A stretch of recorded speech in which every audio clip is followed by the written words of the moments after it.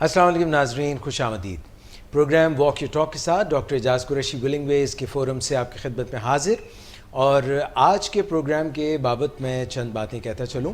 ہمارے پاس ایک بہت ہی ایمیننٹ فزیشین پاکستان کے بھی موجود ہیں، جو کہ پاکستان کی ایک بہت ہی مشہور درسگاہ میں بطور ڈین آف میڈیسن اپنی فرائض سر انجام دے رہے ہیں۔ ان سے بھی آج آپ کی ملاقات کرائیں گے، اور ساتھ میں یہ بتاتے چلیں کہ جو ٹاپک ہے وہ میں نے اس طرح سے چنا ہے کہ آج کی جو مہمان شخصیت ہیں ہمارے اسٹوڈیوز میں موجود، ان کا تعلق اینڈوکرینالوجی سے بھی ہے، اور اینڈوکرائنز جن لوگوں کو نہیں پتہ ان کو بتاتے چلیں کہ ہارمونز ہمارے موڈ، مزاج، ہمارے جسم کے افعال پہ اس طرح سے کام کرتے ہیں کہ رطوبت چھوٹے سے پیک میں ننھی منی سی کہیں سے خارج ہوتی ہے، مختلف ہمارے جو عضو ہیں جہاں سے رطوبتیں خارج ہوتی ہیں، اور وہ اثر جا کے بڑے بڑے کرتی ہیں۔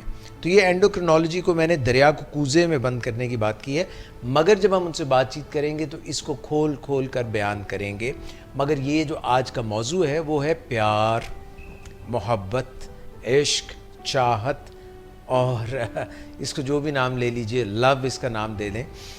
ڈاکٹر صاحب سے میں یہ پوچھنا اس لیے چاہوں گا کہ کیا ہارمونز کا اور اینڈوکرینالوجی کا، ہم نے بہت باتیں سن رکھی ہیں کہ اثر کہاں کہاں ہوتا ہے، مگر کیا پیار محبت پہ یہ بھوت کبھی سر چڑھ کے بولتا ہے، کبھی جو ہے یہ کیا شکل اختیار کرتا ہے؟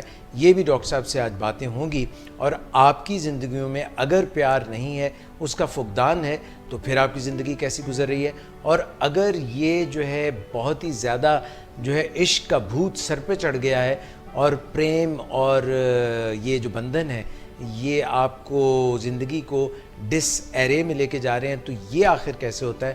یہ سب بھی باتیں کریں گے۔ اور اس کے علاوہ ہمارے پروگرام میں ہمیشہ کی طرح گائکی بھی ہوگی، گانا بھی ہوگا، سانگ بھی ہوگا، موسیقی بھی ہوگی۔ یہ تھا جناب کچھ پری ایمبل آج کے پروگرام کا، اور اب ہمارے جو مہمان ہیں اسٹوڈیوز میں ان سے آپ سے متعارف کراتے ہیں، ملاقات کراتے ہیں۔ میرے ساتھ تشریف رکھتے ہیں کنگ ایڈورڈز میڈیکل یونیورسٹی کے پروفیسر آف میڈیسن بھی ہیں، ڈین آف میڈیسن ڈپارٹمنٹ بھی ہیں، اس کے علاوہ میڈیکل ایسٹ وارڈ جو ہے اس کے ہیڈ بھی ہیں، اور ہیڈ آف اینڈوکرینالوجی بھی ہیں پروفیسر ارشاد حسین قریشی صاحب۔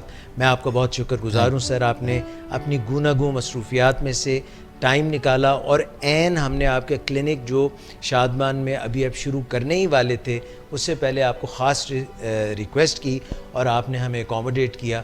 میں آپ کا تہہ دل سے مشکور ہوں۔ آپ کا بھی شکریہ جی، بلانے کا بہت شکریہ۔ Thank you sir. اور ہمارے ساتھ مس نادیہ شیخ ہیں، جو ہے بہت ہی اچھا گاتی بھی ہیں، اور اسمائل بھی بہت اچھا کرتی ہیں، اور جب کوئی روٹھا ہو، اور خاص طور پہ اگر خود اپنے آپ سے کوئی روٹھ جائے تو اس کو بھی منانے کا فن جانتی ہیں۔ یہ کوئی چھوٹی بات نہیں ہے، بڑی بات ہے۔ تو مس نادیہ شیخ آپ کو پروگرام میں روٹھے ہوئے ہم جو ہے انوائٹ کرتے ہیں، اور ساتھ میں اسد اصغر صاحب ہیں جو روٹھتے نہیں ہیں، ہمیشہ مانے رہتے ہیں، ہمیشہ جو ہے محبت سے مسکراہٹیں بکھیرتے رہتے ہیں۔ آپ کا بھی بہت شکریہ اسد اصغر کی بورڈ پہ۔ ڈاکٹر صاحب کوئی بھی لمحہ ضائع کیے بغیر، کیونکہ آپ نے ہمیں جو ہے یہ بتا دیا کہ وقت جو ہے محدود ہے، ہم عمومی طور پہ یہ پروگرام اس وقت سے لے کر 7 بجے تک بھی کھینچ لیتے ہیں، کیونکہ ہم نے کون سا کسی کو جواب دہی کرنی ہے، اپنا یہاں ولنگ ویز کا یہ چینل ہے۔ ڈاکٹر صاحب آپ کیونکہ ہمارے ساتھ پہلی دفعہ تشریف لائے ہیں، یہاں پہ گزشتہ 20 سال سے زیادہ سے ہم آؤٹ ڈور پرائیویٹ سیکٹر میں ڈائبٹیز کے ٹریٹمنٹ کے لیے رن کر رہے ہیں، ڈائبیٹکس انسٹیٹیوٹ پاکستان کے نام سے، یہاں پہ 71 جیل روڈ پہ۔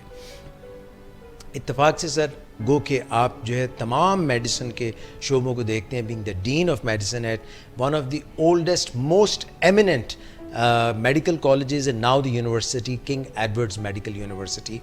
تو سر پہلے تو میں یہ آپ سے پرسنل لائف میں جاننا چاہوں گا کہ آپ میڈیکل کے شعبے میں ایز اے میڈیکل اسٹوڈنٹ کیسے آئے، اور پھر یہ سفر تھوڑا سا آپ بتائیے گا کہ میڈیسن کی فیلڈ میں آپ نے کیسے آپٹ کیا اور آگے کیسے بڑھا۔ سفر میرا جو ہے نا جی، یہ سارا خدا کی طرف سے سمجھتا تھا، کیونکہ ویری ہمبل بیک گراؤنڈ سے میرا تعلق ہے، بہاول نگر شہر سے بلانگ کرتا ہوں۔ ماشاءاللہ۔ تو میٹرک میں میرے بہت زیادہ نمبر آئے تو سب لوگوں نے کہا کہ گورنمنٹ کالج لاہور میں داخلہ لیں تو میں یہاں آیا گیا، لیکن میں اکیلا تھا، 16 سال عمر تھی جی. تو کوئی ہفتہ ہے گورنمنٹ کالج لاہور میں پڑھے اور وہاں پر فولنگ وغیرہ اتنی زیادہ ہوئی اچھا کہ میں سامان اٹھا کے واپس چلا گیا اور اپنا بھاول نگر میڈیکل وہاں کے گورنمنٹ کالج بھاول نگر میں داخلہ لیا. وہاں ٹیچر نہیں تھے، بیکورڈ ایریا شمار ہوتا تھا، اب تو مچ بیٹر ہو گیا. لیکن وہاں سے لوگ کبھی کنگ ایڈورڈ میں تو آئے نہیں تھے، بہاولپور میڈیکل کالج میں کبھی کبھی جاتے تھے. لیکن فرسٹ ٹائم جو ہے ہسٹری میں ہم 3 وہاں کے اسٹوڈنٹ ایسے تھے جن کا پھر مارکس ایف ایس سی میں ایسے آئے کہ جب میں جی سی میں آیا تھا تو میرے ساتھ 3 لوگ آئے تھے بھاول نگر سے، اور تینوں واپس گئے تھے؟ تینوں میں سے 2 ادھر رہ گئے، ایک میں واپس چلا گیا. اچھا اب ایف ایس سی میں آئے تو وہ دونوں لوگ جو ہے وہ بہاولپور میں ایڈمیشن ہوا ان کا جی سی میں رہ کر، اور ہمارا پھر کنگ ایڈورڈ میں آ گیا. اچھا. لیکن اب تو کوئی چوائس تھی نہیں، پھر ہم آ گئے لاہور اور کنگ ایڈورڈ میں رہ کر ہم نے پھر ایم بی بی ایس کیا اور پھر اس کے بعد ہاؤس جاب کیا. پھر بڑی خواہش تھی کہ لاہور میں کام کریں، لیکن اگین کچھ سفارش نہیں تھی، کوئی بیک نہیں تھی. تو یہ سر آپ نے گریجویشن کب کی؟ 1985 کنگ ایڈورڈ سے 1985 میں 86 میں سامان اٹھایا، پھر واپس بھاول نگر چلے گئے. وہاں اڈاک پوسٹنگ ہو گئی اور سوچ بھی نہیں سکتے تھے کہ دوبارہ کبھی لاہور میں آ سکیں گے یا نہیں، کیونکہ بڑا اس وقت تو لاہور میں پوسٹنگ بڑی مشکل تھی. لیکن فارچونیٹلی وہ دور جنیجو کا تھا اور اس میں پیورلی کمیشن کا انٹرویو ہوا، اس کے اندر ٹاپ پوزیشن آئی اور پھر انہوں نے دوبارہ یہاں پر لاہور میں پوسٹنگ کر دی. وہاں رہ کر پھر پوسٹ گریجویشن کی، پارٹ 1 کیا، فرسٹ میں پارٹ 2 کیا. یہ سر آپ نے کہاں اپنی میڈیسن میں کہاں پہ ٹریننگ کی؟ میو ہاسپٹل. اچھا کی بھی میو میں جی سارا. اچھا یہ بلکہ اتنا میں آپ کو بتا دوں کہ 39 ایئرز کا میڈیکل کیریئر ہے میرا. 79 میں ہم کنگ ایڈورڈ میں انٹر ہوئے تھے جی، اور اب یہ 19 ہے جی 40 ایئرز ہونے والے. میں نے صرف 1.5 سال کے لیے فاطمہ جناح میڈیکل کالج میں ایز اے پروفیسر کام کیا ہے 2007 میں. باقی 79 سے لے کر ٹل ڈین آف میڈیسن اینڈ رجسٹرار میں کنگ ایڈورڈ میں رہا ہوں. ماشاء تو ہول لائف جو ہے وہ میو ہاسپٹل اور کنگ ایڈورڈ کی گردی گھومتی. زبردست. ڈاکٹر صاحب آپ کی باتوں سے 2 سوال میرے ذہن میں آئے، اور بھی ہیں مگر پہلے 2 یہ. ایک تو ڈاکٹر صاحب آپ نے یہ بتایا کہ جی سی جو کہ بذات خود ایک بہت بڑی اب یونیورسٹی اور پہلے کالج تھا، اور بڑی بڑی نامور شخصیات پاکستان کی گورنمنٹ کالج لاہور سے راویئنز جو ہیں وہ نکلے. آپ نے فرمایا کہ آپ میرٹ پہ میٹرک میں اتنے ڈھیر سارے آپ نے مارکس لیے کہ آپ یہاں پہ آ گئے.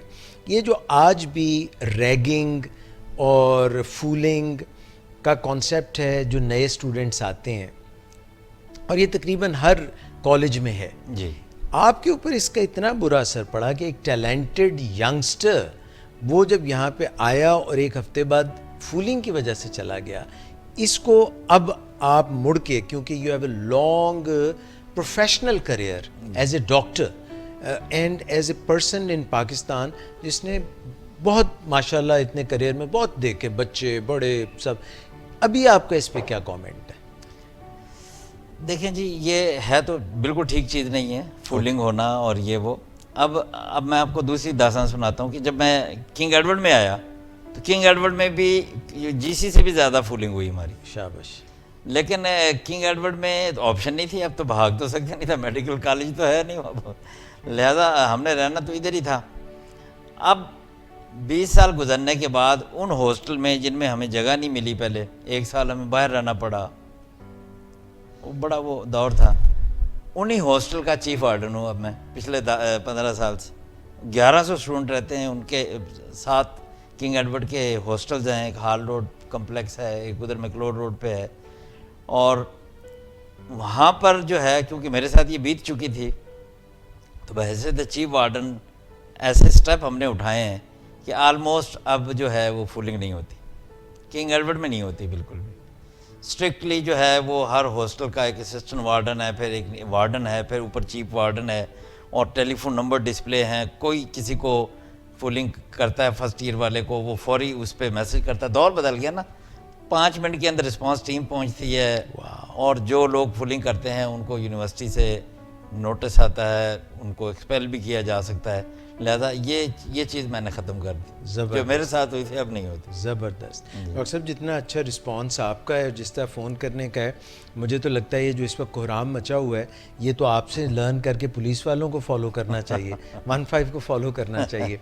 اچھا ڈاکٹر صاحب, دوسرا سوال جو میرے ذہن میں ابھرا تھا وہ یہ تھا کہ آپ نے ایف ایس سی جا کے بہاول نگر میں واپس جا کے کی, اور وہاں سے پھر 3 لڑکوں کا جٹ جی آیا جو کنگ ایڈورڈز میں آیا, کیونکہ یہ ٹاپ میرٹ کے لڑکے ہوتے ہیں. جی جی یہ پورے پنجاب میں جو سب سے ہائیسٹ میرٹ ہوتا ہے وہ کنگ ایڈورڈز میں آتے ہیں. تو یہ جو آپ کے 3 تھے, یہ آپ کے کلاس فیلوز تھے, آپ اکٹھے پڑھتے تھے, یا یہ الگ الگ لوگ تھے جو اکٹھے وہاں سے آ گئے؟ نہیں, یہ تھے بہاول نگر میں ایک ہی تو وہ کالج تھا شہر میں تھے تو ہم وہ, لیکن ایک میرا لنگوٹیا تھا, یعنی فرسٹ کلاس سے, پہلی کلاس سے کلاس فیلو تھا, اور بعد میں کے ای میں بھی ہم رومیٹ ہی رہے تھرو آؤٹ 5 سال.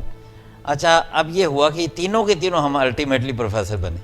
ایک ریڈیالوجی کا ہیڈ ہے کنگ ایڈورڈ میں, ایک ڈرماٹالوجی کا ہے نشتر میں ہیڈ, اور میں یہاں میڈیسن کا ہیڈ. تو ہم تینوں جو ہیں جو بڑے بیک گراؤنڈ سے ادھر آئے تھے. تو میں ہمیشہ اپنے اسٹوڈنٹ کو ایک بات بتاتا ہوں کہ جب ہم ہاؤس جاب کر رہے تھے یا میڈیکل آفیسر تھے تو ہم بھی پریشان تھے کہ کیا بنے گا, ہمارا نہ بیک ہے اتنی, نہ ہم جو ہے وہ کیسے سروائیو کریں گے, اور نوکری ملے گی یا نہیں, کھانا کیسے چلے گا, یہ وہ اسٹیٹس ڈاکٹروں کا کیسے ہوگا. لیکن ایک میرے پروفیسر نے بڑی اچھی بات کہی تھی, اس نے کہا کہ there is always space on the top, always space on the top. آپ ٹاپ پہ جگہ رہتی ہے, آپ محنت کریں, آپ کو کوئی مسئلہ نہیں. اور ایسا ہی ہوا کہ ہم نے کنگ ایڈورڈ میں محنت کی, اور تمام مراحل سے, یعنی دیکھیں لاہور میں پوسٹنگ, پھر جو ہے وہ کنگ ایڈورڈ پوسٹنگ, پھر اسسٹنٹ پروفیسر کی پوسٹنگ, پھر ایسوسیٹ کی پوسٹنگ, پھر پروفیسر کی پوسٹنگ, خدا راہ نکالتا گیا. اب پروفیسر کنگ ایڈورڈ میں کبھی نہیں لگ سکتا کیونکہ سینئر موسٹ بندہ یہاں لگتا ہے. تو موسٹلی پیپل جو ہے وہ نشتر جایا کرتے تھے. نشتر میں ملتان میں کچھ عرصہ گزار کے ان کو لاہور میں پھر باری لگی ہوتی تھی کہ سینئر موسٹ موو کرے گا کنگ ایڈورڈ میں, سینئر موسٹ موو کرے گا. اور میں جب پروفیسر بنا تو اوبیسلی کے ای میں تو پوسٹ نہیں تھی, لیکن ساتھ ہی فاطمہ جناح میں پوسٹ تھی. میں کہ گنگا رام ہاسپٹل میں اور فاطمہ جناح میں آیا, 1.5 سال میں نے کیا تو پرنسپل ریٹائر ہو گئے ممتاز حسن, تو میں کنگ ایڈورڈ میں آ گیا. خود ہی رستے کھل چلے گئے. محنت کی ہو تو بندے کو پریشان نہیں ہونا چاہیے, ٹاپ پہ سپیس رہتی ہے. پروفیسر ارشاد حسین قریشی صاحب ہمارے ساتھ ہیں اسٹوڈیوز میں, اور کنگ ایڈورڈز میڈیکل یونیورسٹی میں ہیڈ آف میڈیسن ہیں, ڈین آف میڈیسن ہیں, اور ایسٹ میڈیکل وارڈ میو ہاسپٹل کے ہیڈ ہیں, اور ساتھ میں ہیڈ آف اینڈوکرینالوجی ہیں. ڈاکٹر صاحب سے گپ شپ بھی ہو رہی ہے, ابھی پروفیشنل بھی چند باتیں پوچھیں گے. ڈاکٹر صاحب یہ فرمائیے گا کہ آپ کو کیا لگتا ہے کہ یہ جو آپ کی ایک ایفرٹ ہے, اور یہ جو آپ کی ایک تگ و دو ہے یہاں تک پہنچنے میں, اس میں آپ کی لیاقت کا ہاتھ تھا, آپ کے ہارڈ ورک کا ہاتھ تھا, آپ کے جینز کا ہاتھ تھا, آپ کے رہنمائی ایسی آپ کو ملی, وہ کیا فیکٹرز تھے جنہوں نے ان تمام رکاوٹوں اور مشکلات کے باوجود, اور جیسا آپ نے فرمایا کہ ہمبل بیک گراؤنڈ تھی, کوئی نیپوٹزم نہیں تھا, کوئی ایسی سورسز سفارشیں نہیں تھیں, تو وہ پھر کیا چیز تھی جس نے آپ کو یہاں تک لے کے آئی؟ دیکھیں جی, 2 چیزیں ہیں مینلی.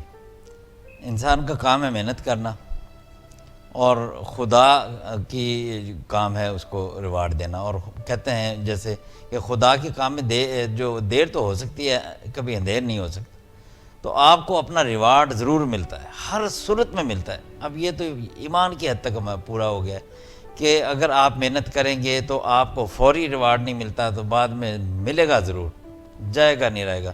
تو یہی ہمارے ساتھ یہ ہوا کہ دیکھیں میں نے کہا کہ تینوں ایک بہاول نگر سے اٹھ کے آئے ہوئے 10 گھنٹے لگتے تھے ہمیں بس میں سفر کر کے یہاں پہنچتے تھے.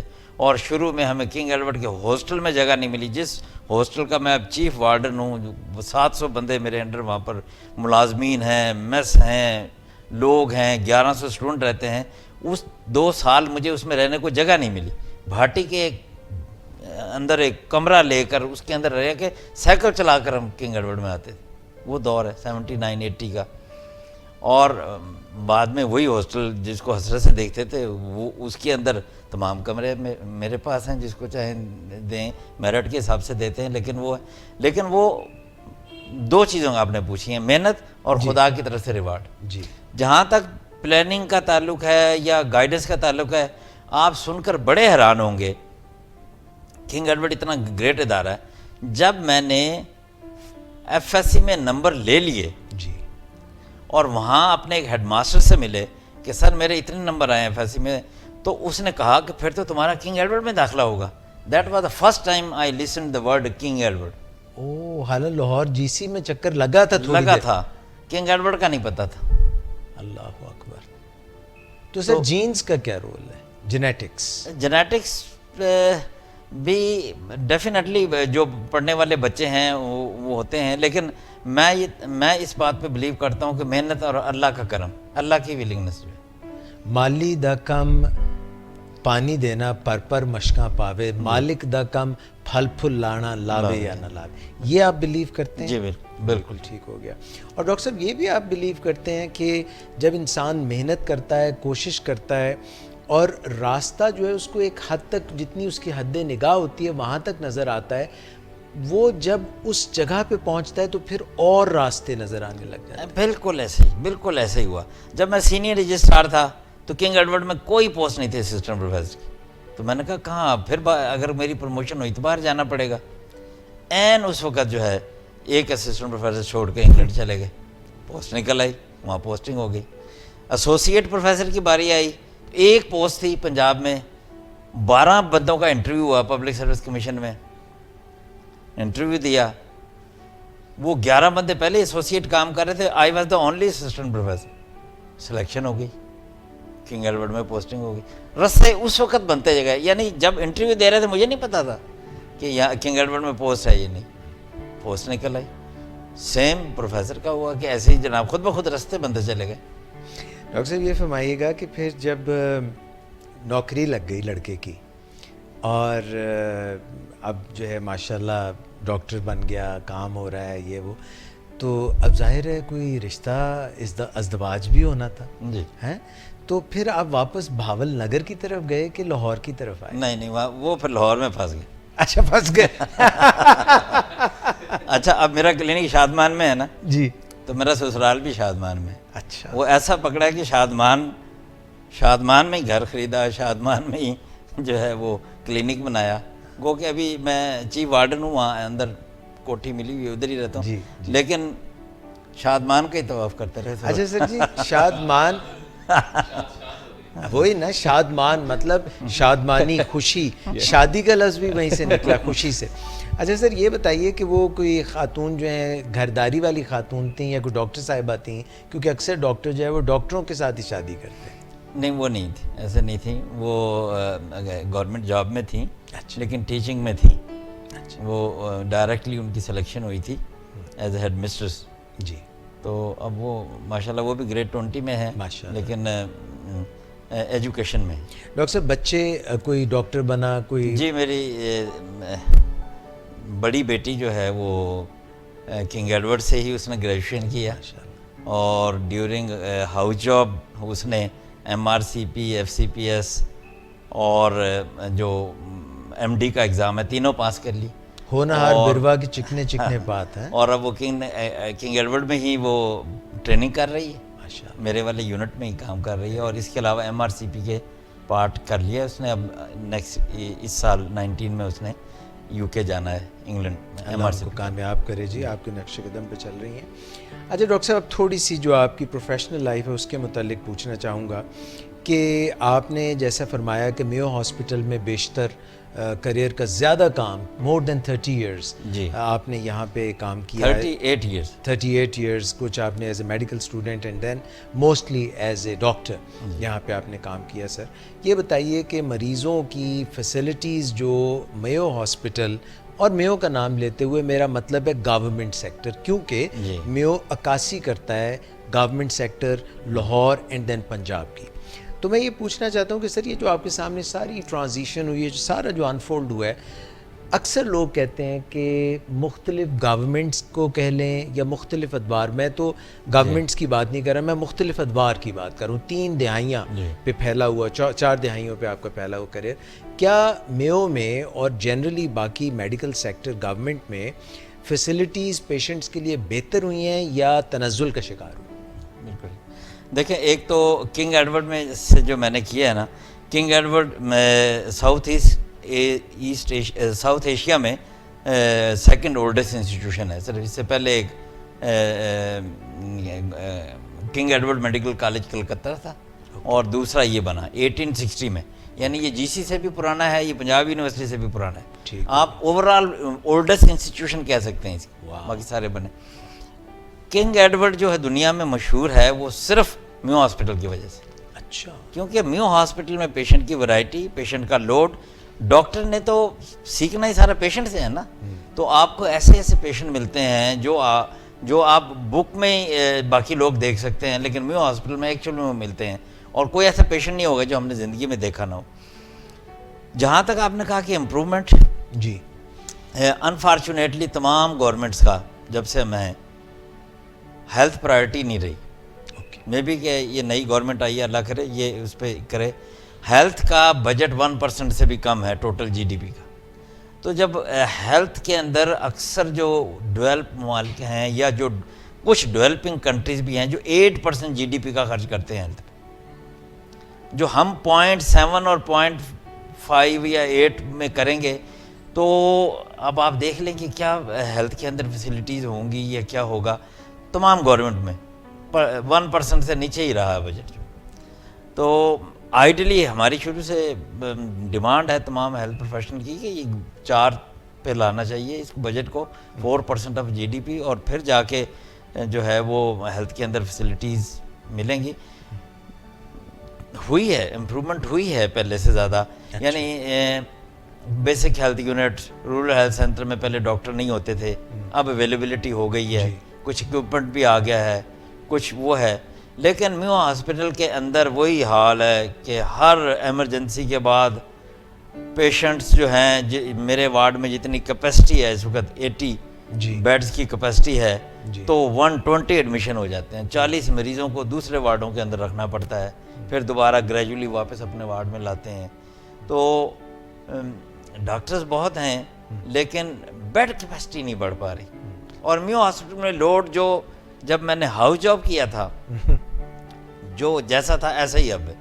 پاپولیشن بھی تو بڑھ رہی ہے, پاپولیشن بھی بڑھی ہے, کیچمنٹ ایریا ہے بہت زیادہ. اس کا کیچمنٹ ایریا باوجود اس کے کہ جب میں نے ہاؤس جاب کیا تھا نہ پنجاب انسٹیٹیوٹ آف کارڈیالوجی تھا نہ جناح ہاسپٹل تھا, جی, تو سارے پنجاب کا لوڈ میو میں آتا تھا. جی, اب مینلی ہارٹ کے مریض جو ہیں وہ پی ایس سی کی طرف جاتے ہیں. جی, اس کے جناح ہاسپٹل بن گیا ہے اور ہاسپٹل بن گئے ہیں, شاہدرہ میں بن گیا, جی, لیکن سٹل میو کے اندر وہی حال ہے. اگین پاپولیشن کا وہ ڈیفینیٹلی اس کا ہے کہ اس کے حساب سے ایسے ہی ہیلتھ کے اندر اکارڈنگلی نہیں ہوا کہ جو ہے وہ مریض کو کمفرٹیبل ہو سکے. ڈاکٹر صاحب پہلا سوال جو تھا وہ پیشنٹس کی بابت تھا. جی, اب دوسرا سوال ہے, آپ درس و تدریس سے بھی وابستہ ہیں. جی, آپ نہ صرف ایک ڈاکٹر ہیں بلکہ آپ پاکستان کے اعلیٰ ترین میڈیکل یونیورسٹی کے شعبہ میڈیسن جو کہ ایم بی بی ایس جو ہے, bachelors of medicine and bachelor of surgery, backbone جو میڈیسن کی ہے وہ میڈیسن ہی ہے. جی. تو یہ بتائیے کہ اب جو آپ ڈاکٹر بنا رہے ہیں اور جو ڈاکٹر آ کے میو ہاسپٹل میں کام کرتے ہیں, ان کا معیار ان گزشتہ 30-40 سالوں میں بطور ڈاکٹر اور بطور انسانیت کے خدمتگار مسیحا کیسا ہے؟ اس کے اندر بھی مجھے یہ کہنے میں کوئی جھجک نہیں ہے کہ معیار میں تو کمی آئی ہے. ہم اب اسٹوڈنٹ کے ساتھ ملتے ہیں, ہم ان کو بتاتے بھی ہیں کہ بھئی ہم نے کیسے کیسے کام کیا تھا, ہماری ڈیوٹیز لگتی تھی, 1 ویک کنٹینیوسلی ڈیوٹی لگتی تھی, ہاسپٹل میں ہی رہتے تھے, فارغ بھی ہوتے تھے ہاسٹل کی بجائے ہاسپٹل میں ٹھہرتے تھے, مریضوں کے ساتھ کانٹیکٹ زیادہ ہوتا تھا. ایوننگ پہ شام کو اوور آل پہن کے روز جانا, شام کو ہسٹری لینا as a 3rd year student, 4th year student. اب یہ کانسیپٹ ختم ہو گیا. اب تو اسٹوڈنٹ کہتے ہیں کہ جی جلدی سے 2 بجے فارغ کریں, ہماری بس آ رہی ہے جلدی سے, کو ہم نے جانا ہے جی جلدی جی. اور وہ پھر شام کو آنے کا رواج نہیں, ختم ہو گیا بالکل. تو اسٹوڈنٹ کے اندر فرق تو آیا ہے, لیکن پھر بھی بتا دوں کہ ابھی بھی ہائیسٹ میرٹ کنگ ایڈورڈ میں کریم آف نیشن ہم ایسے ہی نہیں کہتے, 92.5% پہ جا کے کنگ ایڈورڈ کا میرٹ ختم ہو جاتا ہے, یعنی لوئسٹ میرٹ جو ہے.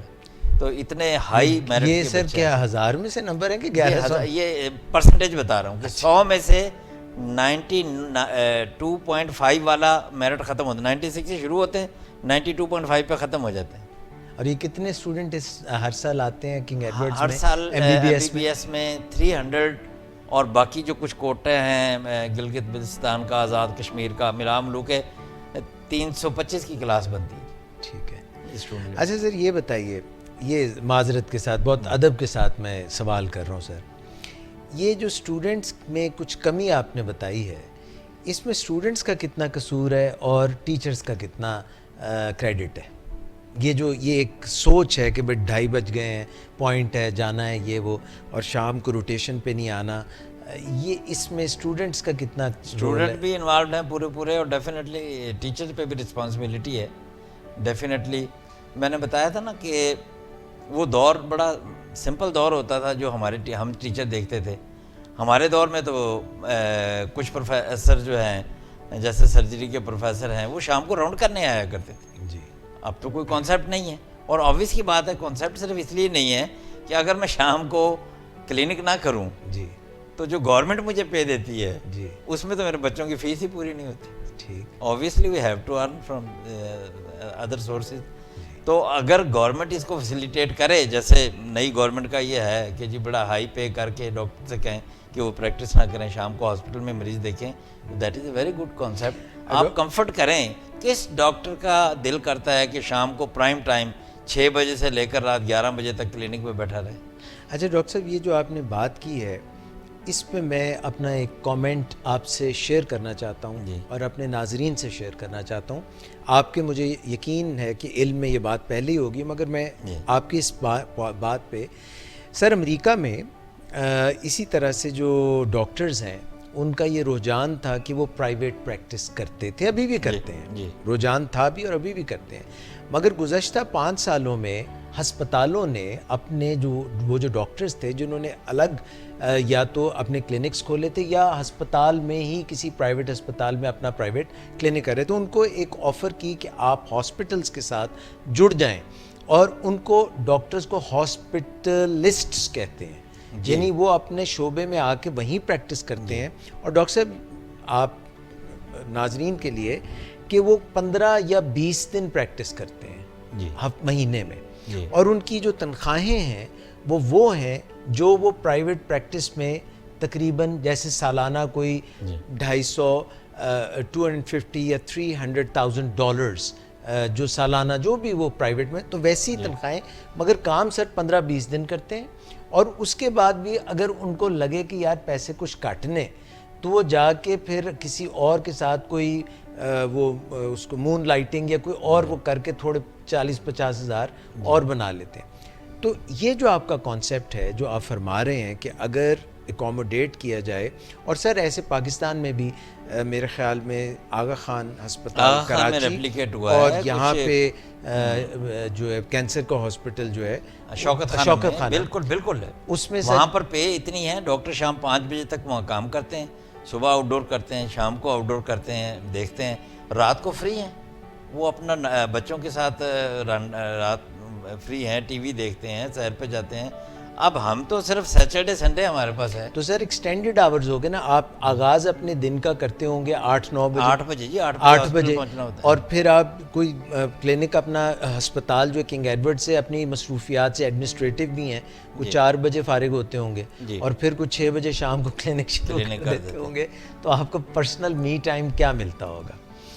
اچھا سر, اب ہم پروگرام کو آپ کی مصروفیت کی وجہ سے آپ کا جو اس میں سیگمنٹ ہے اس کو تقریباً ریپ اپ کر رہے ہیں.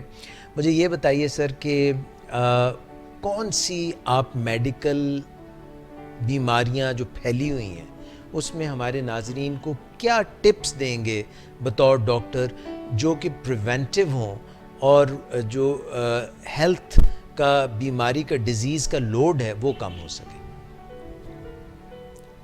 دیکھیں دو میں چیزیں محسوس کرتا ہوں کہ کیوں ہمارے پر ڈیزیز برڈن زیادہ ہو گیا. دو جو ہیں، ایک تو ہماری ایئر پولوشن بہت زیادہ ہے، رائٹ، اور جو پہلے سے بہت خراب ہو گئی ہے. اوکے دوسرا ہمارا لائف سٹائل ہیلدی نہیں رہا. اوکے. ٹھیک ہے نا، وہ کنسیپٹ ختم ہو گیا کہ صبح 5 بجے اٹھنا، نماز پڑھنا، پھر واک سیر پہ جانا. واز اٹ میڈیکلی ہیلپ فل؟ بالکل بالکل 100%. اور ایکٹیو لائف، یعنی ٹائم نکالنا. اب ہم اپنے مریضوں سے پوچھتے ہیں کہ واک کرتے ہیں، ہارڈلی 1 یا 2% مریض کہتے ہیں کہ ہاں جی میں صبح ریگولر واک کرتا ہوں یا میں اپنا ایکٹیویٹی کرتا سر ہوں. کیا ریگولر واک اور آؤٹ ڈور واک کرنے سے بیماریاں واقعی کم ہو سکتی ہیں؟ ڈیفینیٹلی. دیکھو جی، ڈائبٹیز پہ، ہائپر ٹینشن پہ کہتے ہیں 1 پل لینے سے جتنا بلڈ پریشر کم ہوتا ہے، اتنا ریگولر 45 منٹ کی برسک واک سے کم ہوتا ہے بلڈ پریشر. ڈائبٹیز 1% HbA1c نیچے آ جاتی ہے ریگولر واک کرنے سے. کون سی ایسی ڈیزیز ہے، ہارٹ کی ڈیزیز ہو گئی، سٹریس، ٹینشن، ہر کسی کہتے ہیں جی سٹریس کے وقت کیا بیسٹ چیز ہے. جب آپ سٹریس میں ہوں آپ ایکسرسائز کریں، آپ اس وقت ایکٹیویٹی کریں، آپ کی سٹریس کم ہو جائے گی. ڈاکٹر صاحب لائف سٹائل پہ بتائیے، لائف سٹائل میں کیا خرابی آ گئی جو ڈیزیز لوڈ بڑھ گیا؟ ڈیزیز لوڈ جو بڑا ہے نا، جو لیٹسٹ جو اب یہ اب ہمارا جو موبائل ایپس آ گئی ہیں، فیس بک، واٹس ایپ آ گئے ہیں، اس نے تو واقعی بالکل تباہ و برباد کر دیا. کہاں ہر سر، وقت جو دور تھے لوگ ان کو قریب کر دیا. قریب تو کر دیا ہے. ہر بندہ دیکھو ایک محفل میں بیٹھے ہوئے سارے، ہر کوئی یوں بیٹھ کے اپنے موبائل پہ لگا ہوا ہے. آپس میں کمیونیکیشن ہی نہیں ہے، گپ شپ ہی نہیں ہے. میں نے اپنا زندگی شروع کا حصہ تھا، ہر سیٹرڈے سنڈے کو بہن بھائیوں کے گھر چلے جاتے تھے، وہ آ جاتے تھے. اب سارے بچے اپنے اپنے کمروں میں لگے ہوئے ہیں، اپنے اپنے اس کے اوپر، اور کوئی آپس میں ملنا ملانا ہی ختم ہو گیا، کم ہو گیا. یہ چیزیں بہت زیادہ ہیں. وہ ٹھیک ہے واٹس ایپ پہ لگے رہیں گے سارے. میں چھوٹی سی ایگزامپل دیتا ہوں. جی. اب میں کیونکہ کنگ ایڈورڈ کا 85 کا گریجویٹ ہوں، تو ہماری کلاس ساری پاکستان میں بھی پھیلی ہوئی ہے اور UK USA میں سارے پھیلے ہوئے. جی. میں کوآرڈینیٹر ہوں، گیٹ ٹوگیدر کرتے ہیں. اچھا جی، ایلومنائی. ہاں جی، ایلومنائی جو اپنی کلاس کا، ٹھیک ہے، ایلومنائی کا بھی وہ میں اس کا ہیڈ ہوں. جو کنگ ایڈورڈ میں سارے UK USA کے جو آتے ہیں ان کو بھی میں ایلومنائی کا ہیڈ ہوں. جو لوکل ایلومنائی ہے اس کا بھی جنرل سیکرٹری ہوں.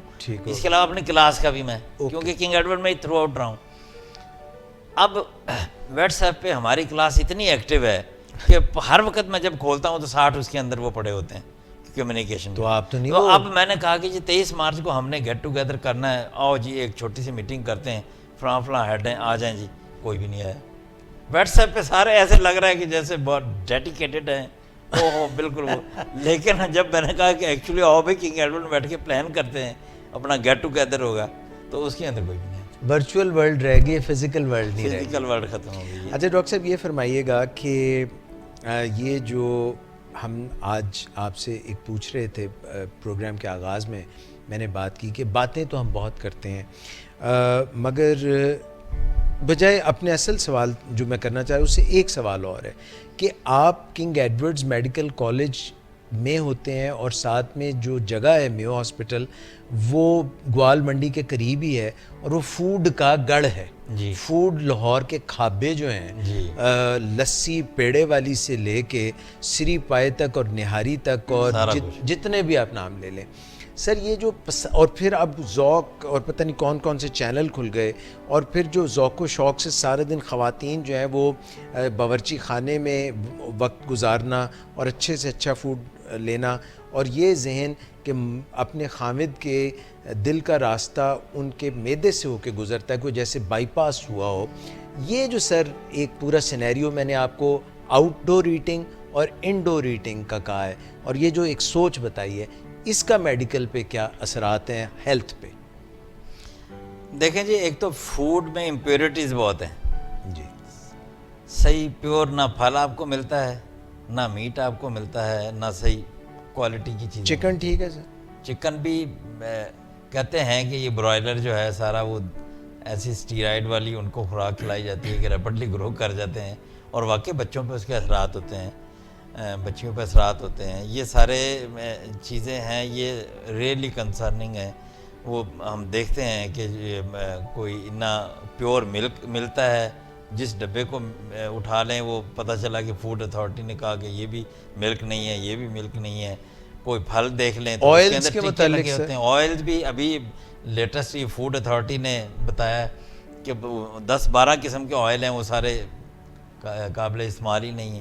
تو یہ فوڈ ہی کے اندر پیور فوڈ جو ہے نا وہ بڑا امپورٹنٹ ہے کہ ہیلتھ کے اندر جو کنسرن ظاہر ہو رہے ہیں وہ اسی وجہ سے.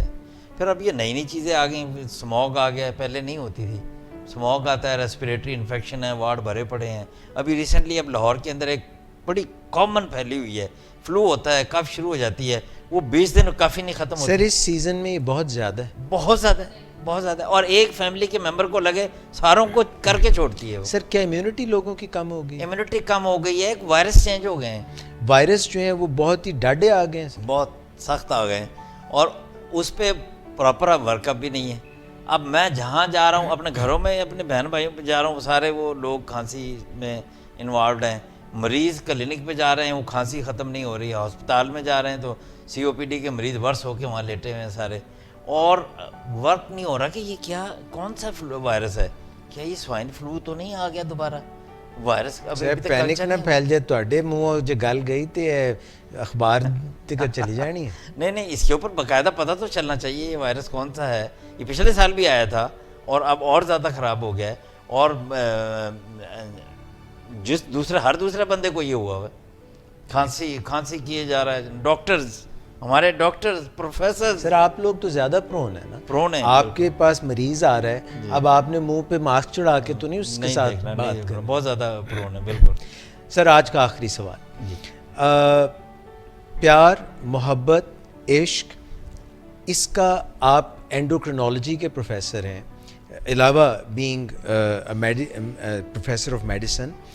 یہ جو اس میں نے جیسے پڑھا کہ کوئی دماغ میں ایپینیفرین،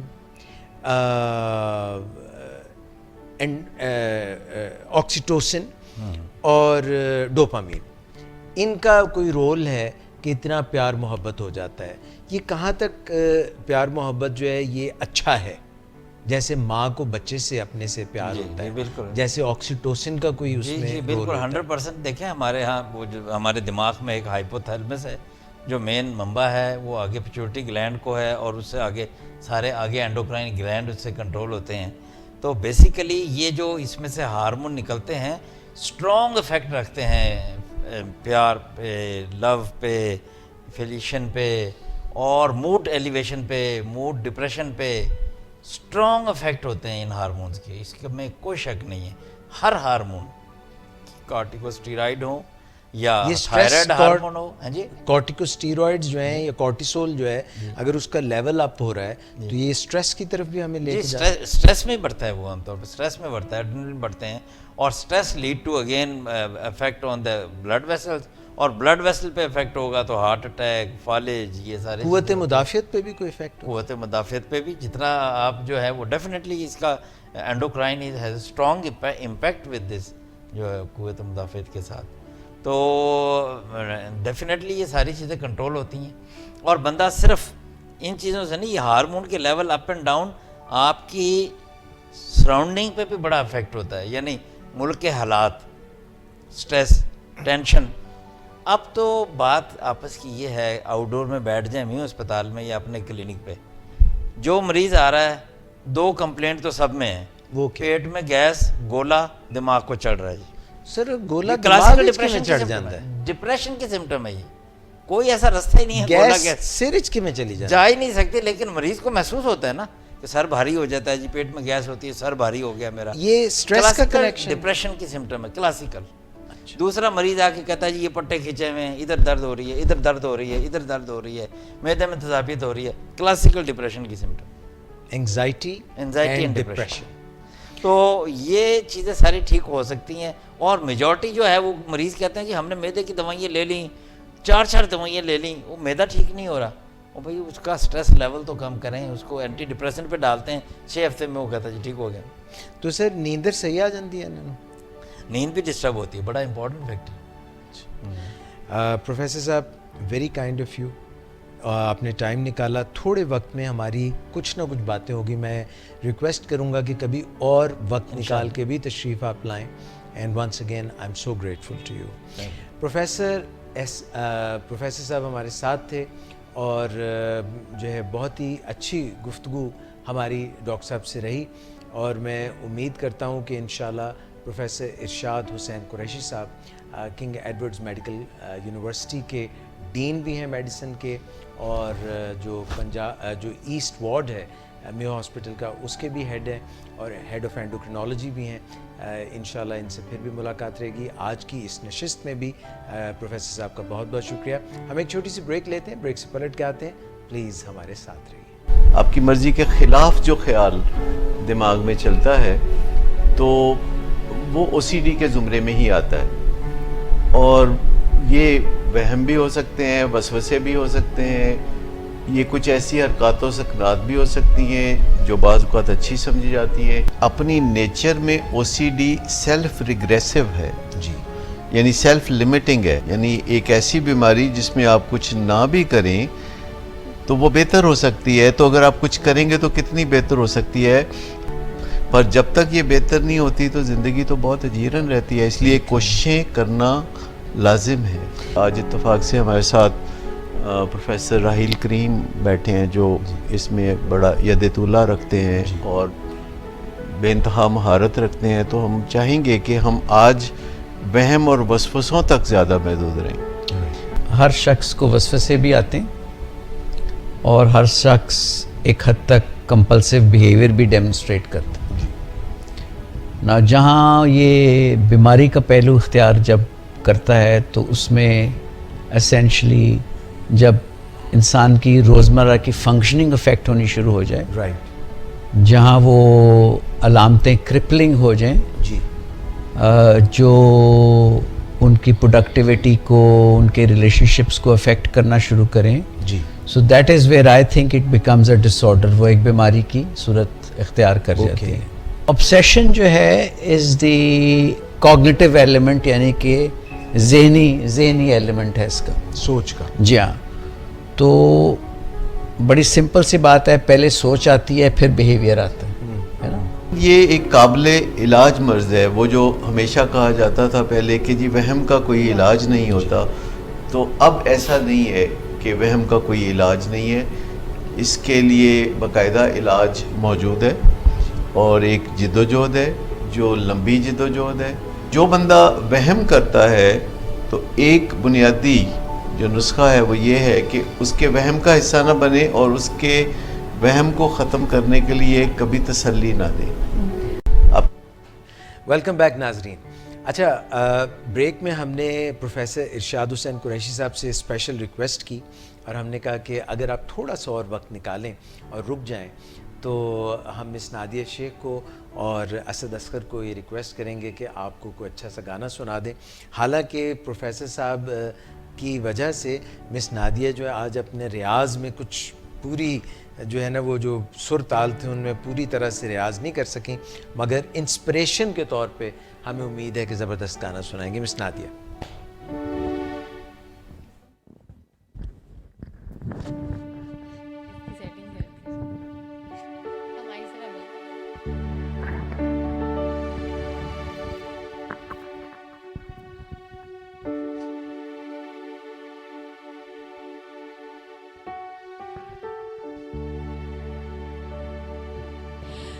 روٹھے ہو تم کو کیسے مناؤں پیا, بولو نا بولو نا.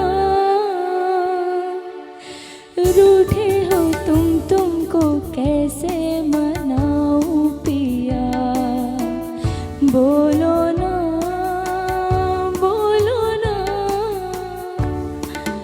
سینے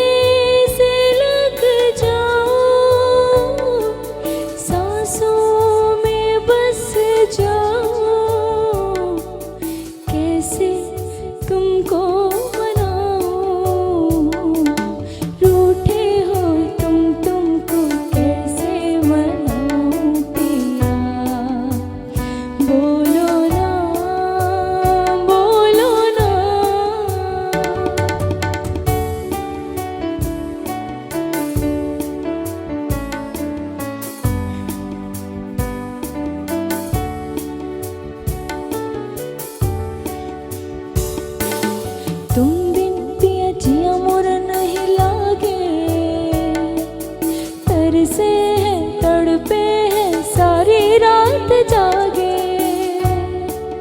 मानोगे कैसे पिया ये बता दो, तुमको मेरे सर की कसम अब तो मुस्कुरा दो, वरना मैं रो दूंगी, फिर ना कभी बोलूंगी, अपनी जान दे दूंगी। रूठे हो तुम, तुमको कैसे मनाऊं पिया, बोलो ना, बोलो ना। रूठे हो तुम, तुमको कैसे मनाऊं पिया, बोलो ना, बोलो ना।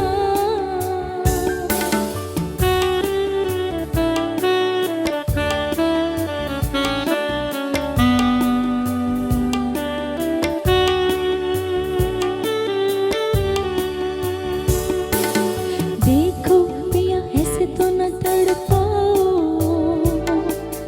जिस दिल में रहते हो उसको ना सताओ, वरना मैं रो दूंगी, फिर ना कभी बोलूंगी, अपनी जान दे दूंगी। तुम जो कहो तुमको मर के मनाऊं पिया, बोलो ना, बोलो ना।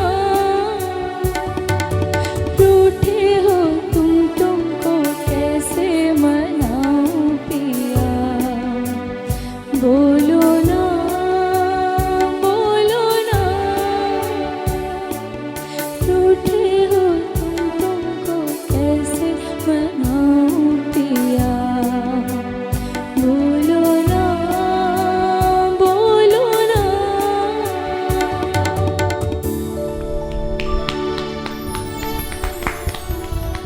ज़बरदस्त, वेल डन, बहुत ज़बरदस्त, बहुत ही अच्छा। डॉक्टर साहब, बात यह है कि अक्सर लोग जो हैं रिश्तेदारियों में जिनके करीब होते हैं, कोई ना कोई ऐसी बात हो ही जाती है जिसमें कोई आपस में गलत फहमी हो जाती है, और फिर एक बंदा ये स्टैंस ले लेता है कि भाई मैं क्यों मनाऊं, मैंने कोई गलती थोड़ी की है, और दूसरा ये स्टैंस ले लेता है कि भाई मेरी तो किसी ने परवाह ही नहीं की। इससे भी बहुत लोगों में दूरियां आ जाती हैं और वो दोनों ही सफ़र करते हैं। अना का मसला आ जाता है ना, और इसके अंदर तो बड़ा हमारे दीन में बड़ा हदीस भी हैं ऐसे कि जो सबसे पहले यानी आप पहल कर- रिजॉल्व करेगा या पहल करेगा, बड़ा उसके लिए अजर है ज़्यादा। तो ये मसला रिजॉल्व भी उस वक्त होता है कि बंदा पहल करके खुद बने, और उसके अंदर ग्रेटनेस भी उसी की है जो बंदा खुद जो है ना पहले जो है जाकर रिजॉल्व करे, या अपनी गलती ना होते हुए भी। जी, हर बंदा ये समझ रहा होता है ना कि मैं ठीक हूँ दूसरा गलत है।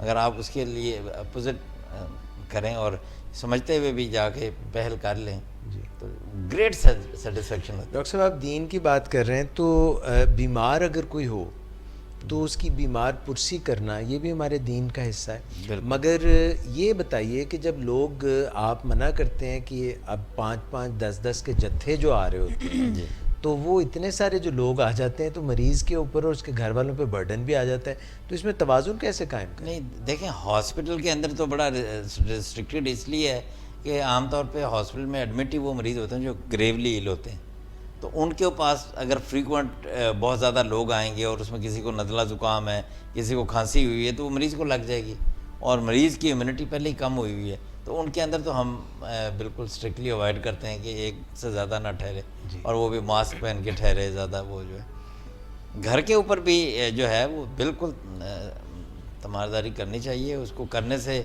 मरीज़ को भी हौसला होता है, और उसमें रिलेटिवली मरीज़ ज़रा बेहतर फेज़ में होता है।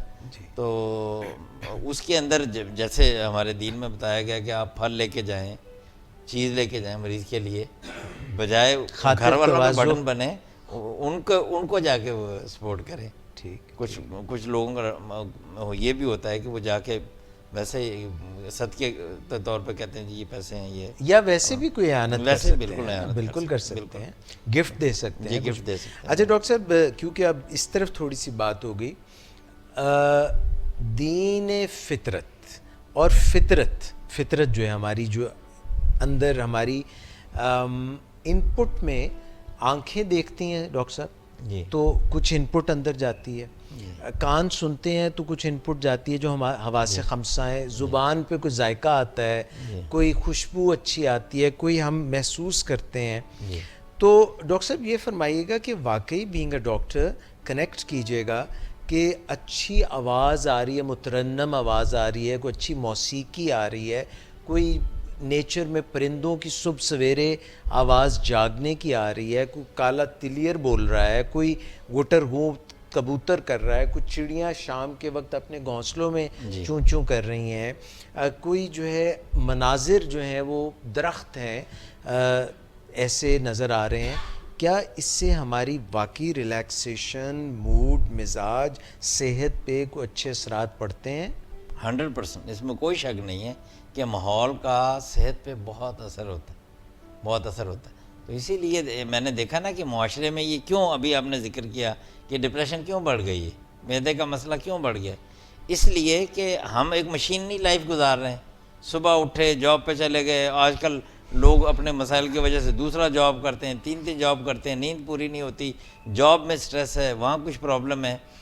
لیکن اگر اس طرح کی جو آپ نے باتیں کی ہیں کہ فطرت کا ماحول مل جائے تو کیا کہنے ہیں، انسان کے ڈیفینیٹلی موڈ پہ، اس کی صحت پہ بہت اچھے اثرات ہوتے ہیں. لاہور میں رہ کے کر سکتے ہیں ایسا؟ بالکل کر سکتے، بالکل کر سکتے.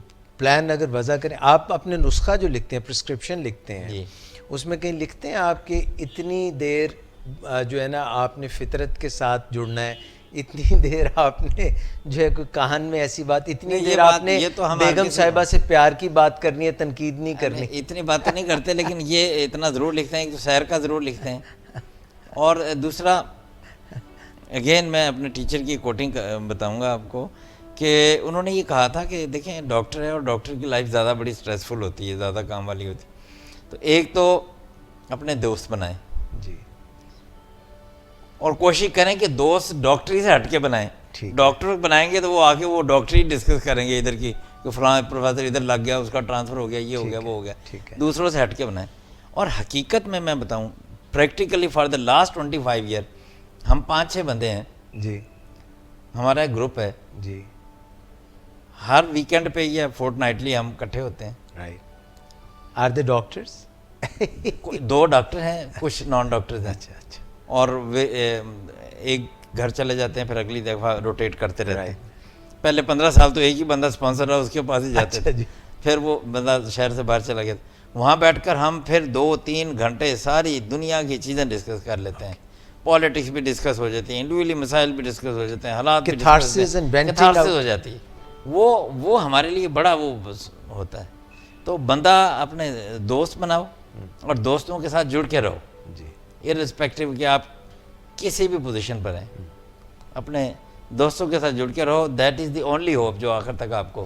ڈاکٹر صاحب یہ فرمائیے گا کہ جب ہم دوستوں کے درمیان بیٹھتے ہیں، اکثر زنانیوں پہ یہ بات فٹ کی جاتی ہے، مگر مردوں کا بھی بتائیے گا کہ اس میں فلاں آدمی کی یہ برائی تو اس کی یہ برائی تو اس کا یہ، اور اس کی بدخوئی اور اس کی غیبت اور اس کی پازیٹیو باتیں کتنی ریشو کی ہونی چاہیے اور نیگیٹو کتنی ریشو؟ آئیڈلی تو ڈسکس ہی پازیٹیو باتیں کرنی چاہیے. جو نیگیٹو باتیں کریں گے تو پھر وہی کا وہی مسئلہ رہے گا. ہم تو ملکی حالات ڈسکس کرتے ہیں، موجودہ حالات ڈسکس کرتے ہیں، کوئی واقعات ڈسکس کرتے ہیں. اس کے اندر جو ہے وہ بڑا کیتھارسس ہوتا ہے اور بڑی اچھی محفل رہتی ہے. 3-4 گھنٹے رات 11 بجے تک بیٹھے رہتے ہیں، وہیں کھانا پینا بھی ہوتا ہے سارا. اس طرح کا ایکٹیویٹیز ہم نے اپنے بنائی ہوئی ہے. لیکن باقی اگر بندہ کو شام کو فارغ ہے جو ایوننگ پہ ہے تو اس کو ضرور یہ کرنا چاہیے. میرے دوست ہیں یا سروس ہاسپٹل میں ہیڈ ہیں ENT کے، ہر سیٹرڈے سنڈے میرا آف ہوتا ہے تو میں ان کے پاس آتا ہوں. پھر روز ریس کورس کے 2 چکر لگاتے ہیں، وہاں گپ شپ کرتے ہیں. تو واک بھی ہو جاتی ہے، گپ شپ بھی ہو جاتی ہے. تو یہ اس طرح کی کریٹ نہ کریں تو پھر تو بڑا ٹینس ہو جاتا ہے. Thank you Irshad Hussain Siddiqui, professor of medicine, King Edward's Medical University. Irshad Hussain Qureshi, I beg you pardon, حالانکہ مطلب اس سینس میں my name is Ijaz Qureshi as well, تو تھوڑا میں آپ کا بہت شکر گزار ہوں. Once again thank you so much for giving us your precious time and spending this beautiful evening with us and listening to our music as well. It's very kind of you. آج تو موسم بھی بہت سہانا ہے جی موسم ماشاءاللہ بڑا پیارے دیکھیں ساری ہمارے پیچھے بارش جل تھل کا موسم ہوا ہوا ہے. ناظرین آپ سے ملتے ہیں ایک چھوٹی سی بریک کے بعد, اور یہ جو باتیں پروفیسر صاحب نے ہم سے کی ہیں ان کو پلے باندھ لیجئے.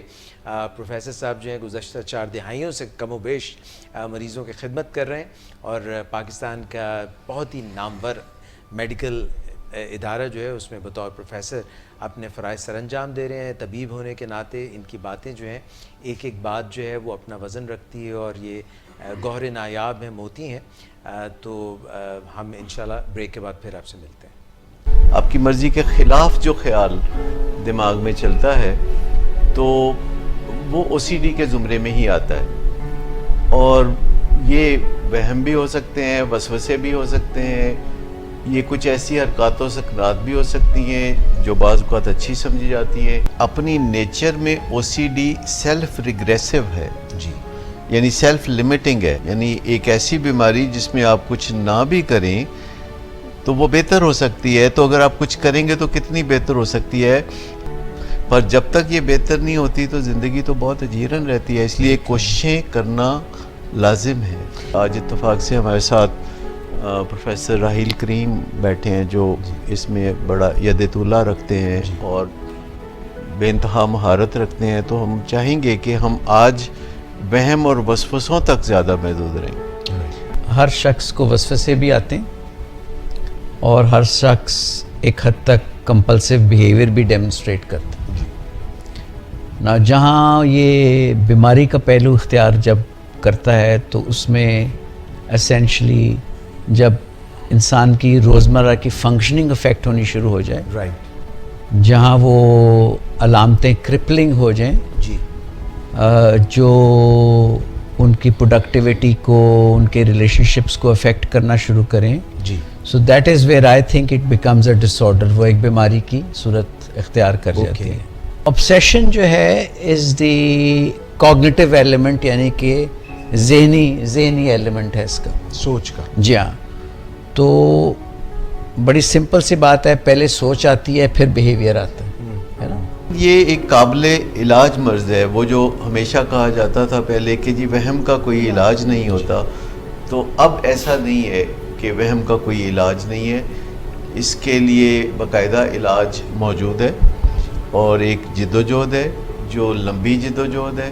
جو بندہ وہم کرتا ہے تو ایک بنیادی جو نسخہ ہے وہ یہ ہے کہ اس کے وہم کا حصہ نہ بنے, اور اس کے وہم کو ختم کرنے کے لیے کبھی تسلی نہ دے.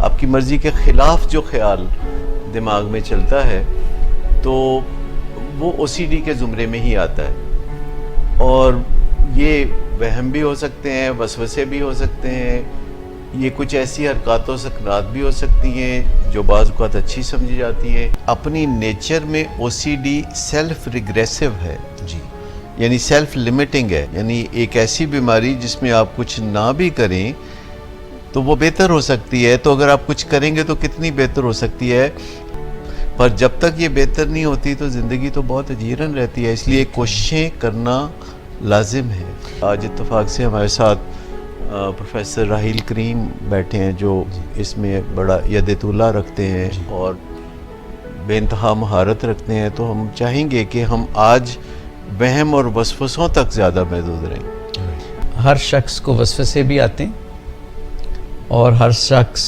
ایک حد تک کمپلسیو بیہیویئر بھی ڈیمونسٹریٹ کرتا ہے. نہ جہاں یہ بیماری کا پہلو اختیار جب کرتا ہے تو اس میں اسینشلی جب انسان کی روزمرہ کی فنکشننگ افیکٹ ہونی شروع ہو جائے, رائٹ, جہاں وہ علامتیں کرپلنگ ہو جائیں, جی جو ان کی پروڈکٹیوٹی کو, ان کے ریلیشن شپس کو افیکٹ کرنا شروع کریں, جی so that is where I think it becomes a disorder. وہ ایک بیماری کی صورت اختیار کر جاتی ہے. obsession جو ہے از دی کوگنیٹیو ایلیمنٹ, یعنی کہ ذہنی ایلیمنٹ ہے اس کا, سوچ کا. جی ہاں. تو بڑی سمپل سی بات ہے, پہلے سوچ آتی ہے پھر بیہیویئر آتا ہے نا. یہ ایک قابل علاج مرض ہے. وہ جو ہمیشہ کہا جاتا تھا پہلے کہ جی وہم کا کوئی علاج نہیں ہوتا, تو اب ایسا نہیں ہے کہ وہم کا کوئی علاج نہیں ہے. اس کے لیے باقاعدہ علاج موجود ہے اور ایک جدوجہد ہے جو لمبی جدوجہد ہے. جو بندہ وہم کرتا ہے تو ایک بنیادی جو نسخہ ہے وہ یہ ہے کہ اس کے وہم کا حصہ نہ بنے اور اس کے وہم کو ختم کرنے کے لیے کبھی تسلی نہ دے. آ جائیے ناظرین، پروگرام میں آپ کی ملاقات بھی ہوگی پروفیسر آف میڈیسن ارشاد حسین قریشی صاحب سے، اور گانا بھی آپ نے سن لیا پروفیسر نادیہ شیخ سے، اور ان کے ساتھ جو ہے ایک اور پروفیسر صاحب جنہوں نے آپ کو جو ہے موسیقی بھی سنا دی. سارے پروفیسرز ماشاءاللہ جو ہے آپ نے ان سے ملاقات کر لی. مگر ہم جتنی بھی درس گاہوں میں چلے جائیں، جتنے بھی طبیب کے پاس چلے جائیں، جتنے بھی حکماء کے پاس چلے جائیں، ان سے منسوب ایک بات سننے کو ملتی ہے، اور وہ یہ ہے کہ اگر کوئی مریض محبت آ جائے تو اس کا علاج آخر کیسے کیا جائے. علاج ممکن بھی ہے یا یہ جو مرض ہے محبت کا اور عشق کا مرض یہ لا علاج ہے. مرزا آپ کا کیا خیال ہے، یہ مرض جو ہے لا علاج ہے یا اس کا علاج ہو سکتا ہے، اور اگر علاج ہے تو کیسے ممکن ہے؟ پتہ نہیں، مشکل سوال ہے، مشکل سوال ہے، لیکن تھوڑا سا میں بتا دوں، مگر کوشش کریں گی ماشاءاللہ. ہار تو میں ویسے بھی نہیں مانتی. ہاں، ہر کوئی دنیا میں کوئی ایسی چیز نہیں جس کا حل نہیں ہے، ٹھیک ہے. ہر چیز کا علاج ہوتا ہے. تو اگر تو محبت کامیاب رہے تو وہ مرض نہیں بنتی ہے، اگر ناکام ہو جائے تو مرض تو تب کامیاب کس کو کہتے ہیں؟ مجھے ایک واقعہ یاد آ گیا مس کہ ایک لڑکی تھی جس نے کہا کہ مجھے ماموں کے بیٹے کا رشتہ بھی آیا ہوا ہے اور چچا کے بیٹے کا رشتہ بھی آیا ہوا ہے. تو حکیم صاحب آپ یہ بتائیں کہ میں کس سے شادی کروں تو وہ جو ہے نا کامیاب ہو جائے گا؟ تو وہ پسند کس کو کرتی تھی، کیا اس کے؟ یہ اس نے سوال کیا کہ میں کس سے شادی کروں تو وہ نہال ہو جائے گا، وہ بہترین زندگی اس کی ہو جائے گی، خوشیوں سے بھرپور زندگی ہو جائے گی، میں کس سے شادی کروں؟ یہ اس نے سوال کسی حکیم صاحب سے کر لیا، کسی بڑے طبیب سے کر لیا. تو ان کا جواب بڑا مختلف سا تھا. انہوں نے کہا کہ تم کس سے کرنا چاہتی ہو جو آپ بات کر رہی تھی؟ تو اس نے کہا کہ میں ماموں کے بیٹے سے شادی کرنا چاہتی ہوں. تو انہوں نے کہا کہ پھر زندگی تو کامیاب جو ہے نا پھپھو کے بیٹے کی یا چچا کا بیٹا جو دوسرا ہے اس کی ہوگی، اور جو جس سے تم شادی کرو گی زندگی اس کی بھی گزر جائے گی. تو یہ بھی ایک سوچ ہو سکتی ہے. یہ کیا سوچ ہے؟ میں یہ جاننا چاہ رہا تھا. بڑی حیران کن سی بات ہے یہ کہ انہوں نے کیا سوال کیا، سوال گندم جواب چنا. مطلب مجھے تو جواب سمجھ ہی نہیں آئی نا بات، وہ لڑکی کو بھی نہیں آئی تھی کہ یہ میں کیا بات کر رہی ہوں کہ زندگی کس کی خوشگوار گزرے گی. تو وہ کہہ رہے ہیں کہ جو ہے نا گزر دوسرے کی بھی جائے گی، گزر تو جس سے تم کرو گی اس کی بھی جائے گی، مگر خوشگوار جو ہے اس کی گزرے گی جس سے تم شادی نہیں کرو گی. یہ کیا وجہ ہے؟ سر آپ بتائیں اب میں کیا. اچھا یہ تو ہم اسد سے پوچھ لیتے ہیں. اسد بھائی آپ بتائیں، آپ کا بڑا تجربہ ہے، آپ نے زندگی میں بڑے بڑے ایکسپیریمنٹس کیے ہیں، تو آپ کا تجربہ کیا کہتا ہے؟ محبت یا پیار کا کامیاب ہونا، میں سمجھتا ہوں کہ اگر آپ کسی سے محبت کرتے ہیں تو وہ شادی تک پہنچ گئی تو یہ بھی ایک کامیابی ہے. یہ کامیابی ہے. اچھا یہ مس بھی یہی شاید کہہ رہی میں تھی. یہی کہہ رہی تھی نا. دیکھیے کتنا ایک ہی چھت کے نیچے بیٹھے مختلف لوگ ہیں، مختلف خیالات. اب یہ ڈیپینڈ کرتا ہے اپنی ڈیپینڈ کرتا ہے کہ کیا دیکھیں شادی شدہ لوگوں کی پرسیپشنز اور ہیں، کیونکہ وہ بیچارے بعد میں بڑی دیر بعد ان کو یاد ہے کہ پھنس چکے ہیں. ہاں اس میں ایک اور بات بھی، کئی دفعہ ہمیں لگ رہا ہوتا ہے یا پھر جو ٹین ایجرز ہیں یا پھر جو نوجوان ہیں کہ پیار ہو جاتا ہے، جیسے کیا نہیں جاتا، کیا بھی جاتا ہے، وہ بھی جاتا ہے، اس میں بڑا کچھ ہو جاتا ہے. لیکن بات یہ ہے بڑا کہ کچھ ہاں اس میں کہنا یہ چاہ رہا ہوں کہ کئی دفعہ بلکہ اکثر ہم نے دیکھا ہے کہ لو میرجز جو ہیں وہ کامیاب نہیں بھی ہوتی. اچھا اور ارینجڈ میرجز کامیاب ہو بھی جاتے ہیں. لو ہو جاتا ہے بعد میں پھر آپس میں. نہیں لیکن میں جو بات یہ کرنا چاہ رہا ہوں کہ آپ نے کہا کامیاب جو پیار ہے وہ کیا ہے. کامیاب پیار میں سمجھتا ہوں وہ ہے کہ جو خدا نے آپ کے لیے چنا ہے اگر اسی سے آپ کو پیار ہو جائے تو یہ کامیابی ہے. تو یہ پتہ کیسے چلے گا؟ دیکھیے مطلب دیکھیے ایک صاحب تھے وہ مسجد گئے ہاں اور جمعے کی نماز پڑھ کے واپس آئے تو بیگم صاحبہ کو انہوں نے دونوں ہاتھوں میں اٹھا لیا. اچھا. بڑی حیران کہ بھئی اتنے جوش میں اتنی محبت اتنا ولولہ کافی عرصے سے نہیں دیکھنے. تو انہوں نے کہا کیسے آج آپ جمعے کی نماز پڑھ کے آئے اور اتنے خوش کیسے؟ انہوں نے کہا مولوی صاحب نے یہ کہا ہے کہ جو اس دنیا میں اپنی مشکلیں ہنس کے اٹھائے گا جنت اسی کو ملے. مشکلیں. تو میرا مطلب ہے کہ اب یہ کامیابی کے کئی جو ہے وہ اصول ہوتے ہیں, کئی طریقے ہوتے ہیں, تو کون کس چیز کو کامیابی سمجھتا ہے یہ بھی تو دیکھنا ڈیپینڈ کرتا ہے سر. وہی مگر ایک بات مس اور اسد بھائی ڈن ہے کیا کہ اس پہ تو بحث ہو سکتی ہے کہ پیار جو ہے وہ شادی تک پہنچتا ہے کہ نہیں پہنچتا, شادی جو ہے ارینجڈ ہوتی ہے کہ لو میرج ہوتی ہے, شادی کے بعد کیسی گزرتی ہے. مگر ان تمام باتوں کے باوجود مجھے کوئی ایک ایسا بندہ بتائیں یا ایک ایسی کوئی مثال بتائیں جو دل سے کہتا ہو کہ مجھے زندگی میں نہ پیار چاہیے نہ پیار کرنا ہے, نہ میں خود پیار کے قابل اپنے آپ کو سمجھتا ہوں, یعنی مجھے پیار سے کچھ لینا دینا نہیں. کوئی بھی نہیں ہے ایسا کوئی بھی شخص. نہیں. تو اس کا مطلب یہ ہوا ناظرین کہ پیار کے اس جذبے میں سبھی بندھنا چاہتے ہیں دل سے.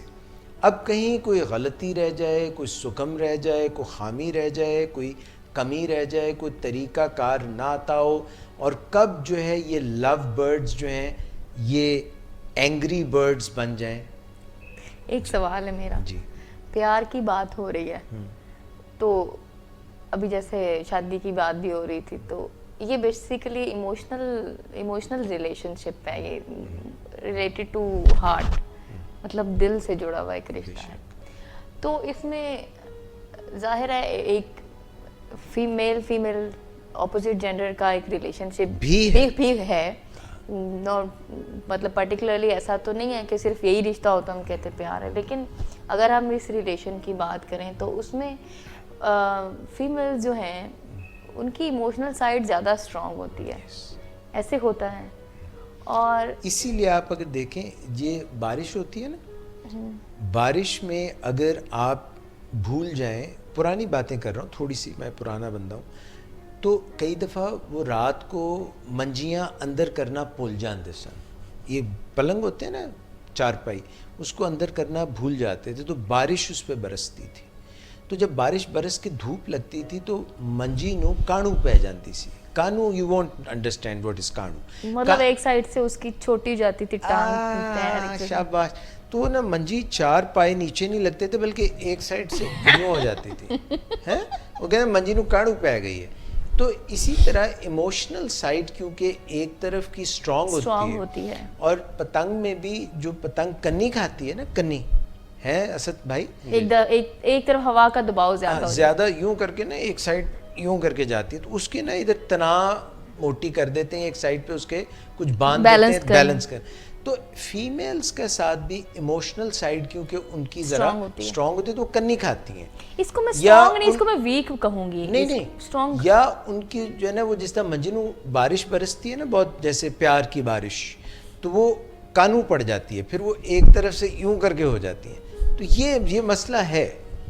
یہ بات کہاں کا چلی گئی؟ میں نے تو آپ کو دیکھے مثال دی, غلط اگر دی ہے تو آپ مجھے کریکٹ کریں. آپ نے خود فرمایا تھا کہ ایموشنل سائڈ اسٹرانگ ہوتی ہے, مطلب ایک سائڈ, ہمارا جو برین ہے اس کے دو ہیمسفیئرز ہوتے ہیں نا, ایک لیفٹ ہے جو کہ لاجیکل ہے زیادہ, اور ایک رائٹ ہے جو ایموشنل ہے. تو خواتین کو اگر آپ دیکھیں تو آپ ان کی رائٹ سائڈ دیکھیں گے, ان کو نا گڑم سا پڑا ہوتا ہے, مطلب ایک سائڈ پہ تھوڑا سا, کیونکہ ہیوی ہوتی ہے نا سائڈ یہاں کی, تو تھوڑی سی ایسے کر کے. میری تو نہیں ہے بھائی. نہیں دیکھیے, یہ بہت غور سے اگر کوئی دیکھے تو پھر نظر آتا ہے عام ایسے دل کی نگاہ سے دیکھنا. मोहब्बत की निगाह جی جی. تو آپ اس بارے میں کیا کہیں گے؟ اگر آنکھ کہیں بھی رائٹ سائڈ پہ کئی خواتین کی جو ہے نا وہ اگر اچھا، آپ بتائیں. دیکھیں, ہاں دیدہ فرش رات, تو وہ مطلب پتلی پھیلی ہوتی ہے ایک آنکھ کی, ایک آنکھ کی. ایسے نہیں ہو سکتا. چلیں آپ بتائیں, مجھے جو باتیں پتہ تھی میں نے تو وہ ایک بتائی. سائڈ کی پتلی کیسے بڑی ہو سکتی ہے؟ جب خواتین کو مہارت حاصل ہو جاتی ہے پتلی تماشا کرنے کی یا کرانے کی, تو ان کی پتلی ذرا سی سکڑتی ہوئی بڑی ہو جاتی ہے. ہاں سر, میں نے یہ سوال پوچھا تھا کہ فیمیل کی ایموشنلی ذرا زیادہ ایموشنل ہوتی ہیں تو معاملہ ملکہ جذبات ہوتی ہیں, تو کہیں پہ اگر ریلیشن شپس میں کبھی کوئی پرابلمز آتی ہیں یا کوئی کبھی کبھار ایگزیجریٹ بھی کرنا ہو اگر کسی بات کو, پرابلم کو, تو وہ ان میں بھی ان کا بڑا ہاتھ ہوتا ہے. تو پھر یہ دونوں طرف سے بیلنس ہو تبھی سکسیسفل ہوتا ہے ریلیشن شپ. مطلب ایک دونوں لوگ ایک جتنے انوالوڈ ہیں یا ایموشنلی, تو تبھی اس کو ہم کہیں گے کہ سکسیسفل ریلیشن شپ ہے, ویدر اٹ از میں آپ سے لو ڈس میرج ایگری اور کروں گا بہت ادب سے, اور میں تھوڑا سا آپ کو اس کے متعلق پھر اپنی جو بھی ہے وہ پیش بھی کروں گا, توجیہ وجوہات. جی آپ نے ابھی 5 سینسز کا بھی ذکر کیا تھا جب آپ ڈاکٹر صاحب سے بات کر رہے تھے. تو 5 سینسز میں ہماری زبان بھی آتی ہے. جی بالکل, ذائقے کی بات میں. ہاں آپ نے ذائقے کی بات کی جی, لیکن تھوڑا سا اگر غور کریں تو آنکھیں صرف دیکھتی ہیں جی, کان صرف سنتے ہیں, اور آنکھیں 2 ہیں جی, دیکھتی ہیں, کان بھی 2 ہیں, ہاتھ بھی 2 ہیں, ہم محسوس کر سکتے ہیں, کان کے نتنے بھی 2 ہیں, ناک کے, ناک کے جی, لیکن زبان ایک ہے, رائٹ, کام اس کے 2 ہیں, بولتی بھی ہے, بولتی بھی اور چکھتی بھی. تو اگر اپنے جذبات کو جب ہم اپنی زبان پہ لے کے آتے ہیں نا, تو محبت بڑھ بھی جاتی ہے اور کم بھی ہو جاتی ہے. ہاں بات تو صحیح ہے. اس کا مطلب یہ ہوا کہ زبان جو ہے درازی نہیں ہونی چاہیے, دراز بھی نہیں ہونی چاہیے, وہ تو .com ہوتی ہے, اور مطلب ہمیں ایسا بھی نہیں ہونا چاہیے کہ دراز میں زبان رکھ کے بھول جائیں, یہ بھی نہیں ہونا چاہیے. خاموشی بھی طوفان کا پیش خیمہ ہوتی ہے. ایگزیکٹلی, سائلنس نہیں ہونی چاہیے کیونکہ سائلنس جو ہے وہ وائلنس کی طرف لے کے جاتی ہے. مگر زبان جو ہے وہ اگر بہت زیادہ لمبی ہو تو وہ بھی نہیں ہونی چاہیے, ٹھیک ہے نا. آپ دیکھیں کہ کچھ لوگوں کی زبان بہت لمبی ہوتی ہے, تو یہ بھی نہیں. یہ بڑا اچھا جملہ ہے, زبان کو لگام دینا. ہاں بالکل.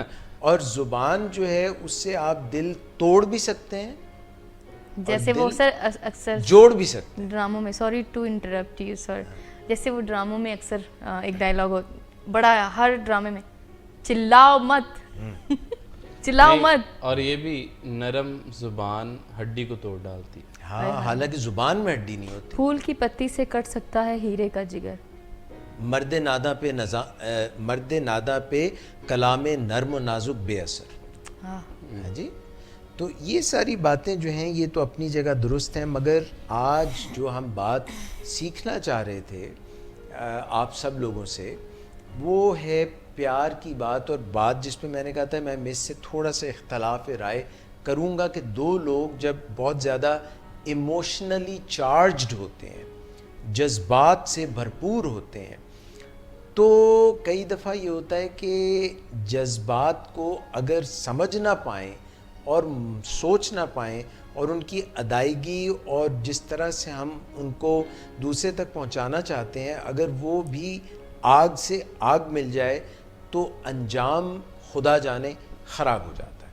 اس کا مطلب یہ ہوا کہ محبت جو ہے اس میں بھی ایک تنوع چاہیے, توازن چاہیے, اور کیونکہ یہ ایک بہت ہی پاورفل ترین جذبہ ہے. اور جو میں نے پروگرام کے آغاز میں کہا کہ کسی ڈاکٹر سے جب انہوں نے پوچھا کہ فلاں شخص جو ہے وہ ٹھیک نہیں ہوتا, تو انہوں نے کہا کہ اس کو محبت کا ڈوز دو, صبح دوپہر شام. اور انہوں نے کہا کہ اگر اس کو پھر بھی آرام نہ آئے, اس کا پھر بھی علاج اگر نہ ہو پائے, تو انہوں نے کہا کہ ڈوز بڑھا دیجیے. تو وہ الگ پہ بیچ तो OLX पे लगा दे। OLX पे लगा दें।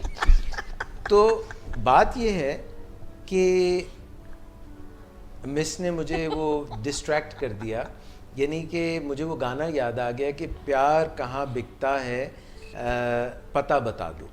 तो क्या प्यार बेचने से बात बनती है, यानी कि प्यार का लिखा हुआ है कि फ़लाँ जगह मिलता है और इसको बेच दो, क्या इस तरह से बात बनती है?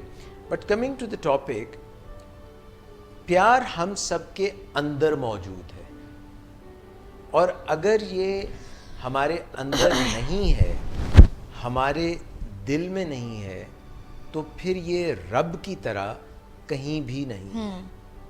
जैसे रब अगर दिलों में है तो फिर आपको ये नज़र आने लगेगा अपने गिरदोपेश में, और अगर रब आपके दिल में नहीं बसता तो फिर आप चाहे करिया करिया, कूचा कूचा, गांव गांव, शहर शहर, मुल्क बदर हो जाएं, ढूंढते रहें तो आपको ये मिलने का नहीं है। तो पहले तो ये जान लेना कि प्यार आपके अंदर है या नहीं है, और ये मुमकिन नहीं है कि प्यार आपके अंदर ना हो, क्योंकि बच्चा जब पैदा होता है तो वो इस फितरत पे पैदा होता है कि वो मासूम है, और प्यार बच्चे के अंदर रगो पै में होता है, मौजूद होता है। ये नफ़रत या इनडिफरेंस, यानी कि किसी चीज़ का ख्याल ना करना, किसी चीज़ का कोई ध्यान ना करना, ये वो बाद में सीखता है ख़ुद को बचाने के लिए। कि जब चोट लगती है, उसको लगता है कि लोग जो हैं वो तकलीफ़ देते हैं, तो फिर वो अपने सीने में आहिस्ता आहिस्ता जो दिल होता है, जो गोश्त पोश्त का नरम व नाजुक दिल होता है, जहाँ पे मोहब्बत बसती है, वो आहिस्ता आहिस्ता उधर कैल्सिफिकेशन जैसी एक चीज़ होने लगती है।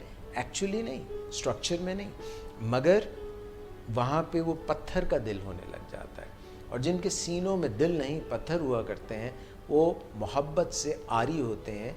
उनको मोहब्बत न करनी आती है, न समझनी आती है, न समेटनी आती है, न बांटनी आती है। और ये मोहब्बत ऐसा जज्बा है नॉलेज की तरह कि हम जितना इसको फैज़ान आम करेंगे, जितना बांटेंगे, इस चीज़ से मावरा होके, ऊपर होके, कि ये प्यार बांटने के लिए हम किसी की सिलेक्शन करना अपनी फैमिली से आगाज़ करके हम इंसानों के लिए ये जो है फैज़ान आम की तरह बांट सकते हैं, उन लोगों की तरह जिनका बड़ा नाम है। जैसे कि दाता गंज बख्श के मुतालिक कहा करते थे कि वो, क्योंकि दाता की नगरी भी है, और उनके मुतालिक कहा करते थे कि उनके दरबार पे हर कसो नाकिस जो है वो प्यार, मोहब्बत, दुआएं लेके जाता था। मैं अगर मेडिकली प्यार की थोड़ी सी बात करूं तो ये मैंने जैसे कि अर्ज़ किया, हमारे अंदर जब बच्चा माँ की कोख में होता है, माँ के शिकम में होता है, तो माँ अगरचे सफ़र कर रही होती है, उसकी प्रेजेंस जो होती है 9 महीने उसको अपने पेट में पालना, वो सफ़र करती है, मगर उससे नफ़रत तो नहीं करती। वो सफ़रिंग में, वो मुश्किल में, वो मुशक्क़त में, और फिर जब वो जन्म देती है तो मज़ीद दर्द की उन वादियों से गुज़रती है जिनसे गुज़रना एक इंसान के लिए और बच जाना और एक नई ज़िंदगी को जन्म देना मोज़े से कम नहीं। मगर इस तमाम तर मुश्किल के बावजूद, सफ़रिंग के बावजूद, उसकी मोहब्बत अपनी औलाद से बढ़ती ही जाती है। और माँ की मोहब्बत इस्तारा है, बल्कि एक बेंचमार्क है मोहब्बत का। और रब भी जब मोहब्बत का ज़िक्र करता है तो कहता है कि मैं तुमसे 70 माओं जितनी मोहब्बत करता हूँ।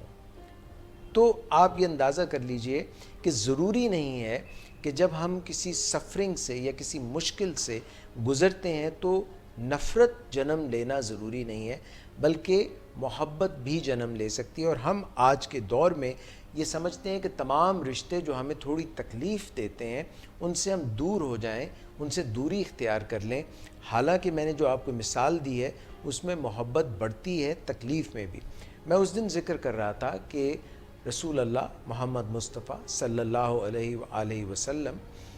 ابھی میں انڈیویجول محبت کی بات کر رہا تھا, اور ایک کمیونٹی اور ایک گروپ سے محبت کی اگر میں بات کروں تو کس طرح سے شیب ابی طالب میں جب آسٹرسائز کر دیا گیا, مکہ سے نکال دیا گیا محمد مصطفیٰ صلی اللہ علیہ وسلم اور ان کے چند مٹھی بھر ساتھیوں کو, بما ان کی بیوی خدیجہ رضی اللہ تعالی عنہا اور ان کے بچوں کو, جب نکال کے شیب ابی طالب میں مکہ سے کچھ دور ایسی جگہ تنگ گھاٹی میں مقید کر دیا گیا, اور وہاں پہ آمد و رفت کی جو اشیاء خورد و نوش تھیں, کھانے پینے کی اشیاء, وہ بھی کم ہو گئیں, اور کبھی پتے کھانے پڑتے تھے, اور بہت ہی برے حالات تھے ہائیجین کے, اور ہر قسم کے مصائب تھے, اور ان کو کمیونٹی کو بھی الگ کر دیا گیا اور ان پر پابندیاں عائد کر دی گئیں. مگر ان میں اتنی یونٹی تھی, اتنی محبت تھی کہ استقامت تھی, ایک دوسرے کے وہ کام آتے تھے کہ بچے اگر رو رہے ہوتے تھے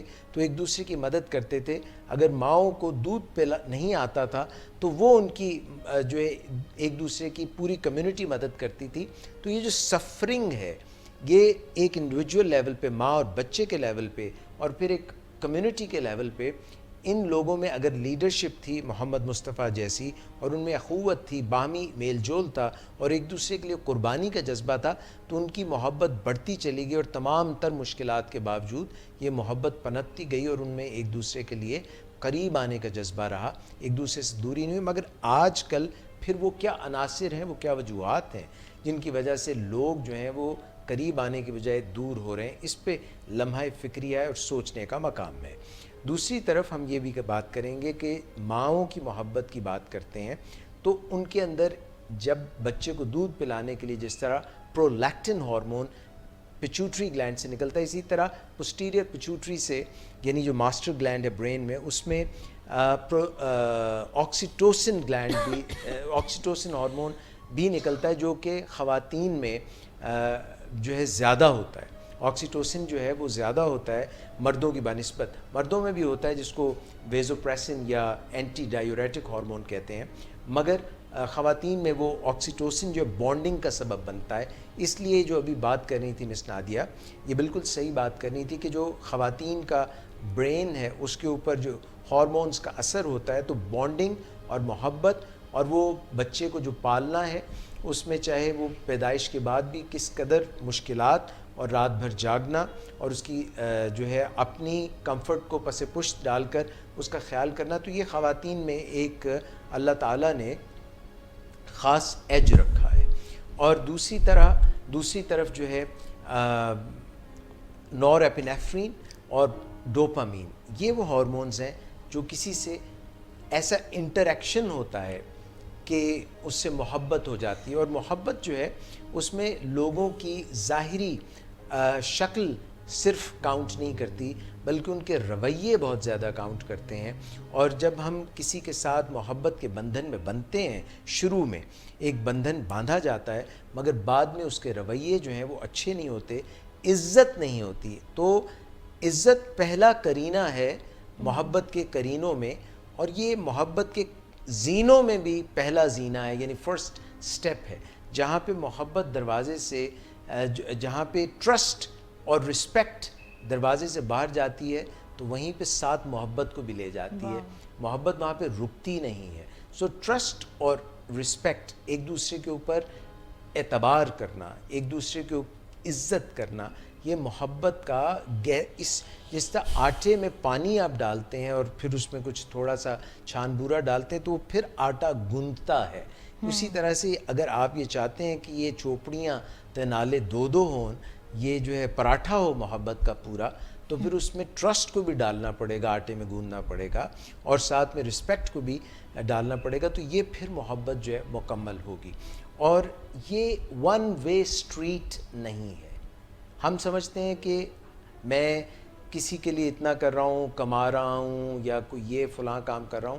جیسے ابھی اسد نے یہ بات کہی, ہمیں زبان سے بھی, دامے, درمے, سخنے, یعنی مال سے بھی, جان سے بھی, اور اپنے اقدار و خیال سے بھی یہ شو بھی کرنا ہے, اور اس کی بار بار جو ہے عہد و پیمان جو ہیں ان کی ایفائے عہد کرنا اور اس کو دوبارہ یاد دہانی کرانا اور پھر سے یہ کہنا، یہ بھی ضروری ہے محبت میں. اور سب سے بڑی بات یہ ہے کہ ہم کئی مرتبہ دوسروں کی کیئر کرنے میں اتنے گم ہو جاتے ہیں کہ اپنی سیلف کیئر چھوڑ دیتے ہیں. تو جب ہم سیلف کیئر نہیں کرتے، جب ہمارے اندر محبت کا الاؤ دہکنا بند ہو جاتا ہے، جب محبت کا یہ جو فاؤنٹن ہے، یہ جو چشمہ ہے، یہ سوکھ جاتا ہے، تو پھر نہ اندر محبت رہتی ہے نہ باہر محبت جا سکتی ہے. سو خود سے محبت اس لیے نہیں کی جاتی کہ آپ نارسسسٹ یا نرگسیت کا شکار ہو جائیں، بلکہ محبت خود سے اس لیے کی جاتی ہے کہ یہ آپ دوسروں میں بانٹ سکیں، یہ فیضان آپ بانٹ سکیں. سو اس کے لیے اپنا خیال رکھنا بہت ضروری ہے، اپنی ذہنی اور جسمانی صحت کا، کہ ایک ہی کوئن کے دو پہلو ہیں، ذہن اور جسم ایک ہی تو ہے، پورا جسم جو ہے اسی کا تو حصہ ہے. تو دونوں کا خیال رکھنا بہت ضروری ہے، اور زندگی میں بیلنس کرنا، اور روحانی طور پہ، جسمانی طور پہ، معاشرتی طور پہ، اور جو ہے ذہنی طور پہ، نفسیاتی طور پہ خیال رکھنا اور ایک بیلنس رکھ کے اگر ہم چلیں گے تو پھر ہم محبت سمیٹنے کے بھی قابل ہوں گے اور بانٹنے کے بھی قابل ہوں گے. کچھ وقت نکالنا اور اللہ کی اس وسیع تر کائنات کے اوپر غور و فکر کرنا، اور جو ستارے ہیں اور جو آسمان ہے اور جو چاند ہے اور یہ زمین ہے اور یہ نباتات ہیں اور یہ جو پھل ہیں اور یہ جو پھول ہیں اور یہ جو موسموں کا ہیر پھیر ہے، اور یہ تمام کو محسوس کرنا، اور کبھی ان کی سختی اور کبھی گرمی اور کبھی نرمی، اس کو محسوس کرنا کہ وقت ایک سا نہیں رہتا، اور ہمیں ہمت نہیں ہارنی چاہیے، اور صبر اور شکر کا کام جو ہے یہ اپنی ذات میں اور دوسروں میں پھیلانا، یہ سب جو ہیں یہ پیار اور محبت کو فروغ دینے کے لیے ضروری ہیں. کہ اگر ہم جو ہے لوگوں سے توقعات وابستہ کر لیتے ہیں اور ان کے حصے کا ان کو لوٹاتے نہیں ہیں اور خود ذخیرہ اندوزی کرتے رہتے ہیں محبت کی، تو یہ کام خراب ہو جاتا ہے.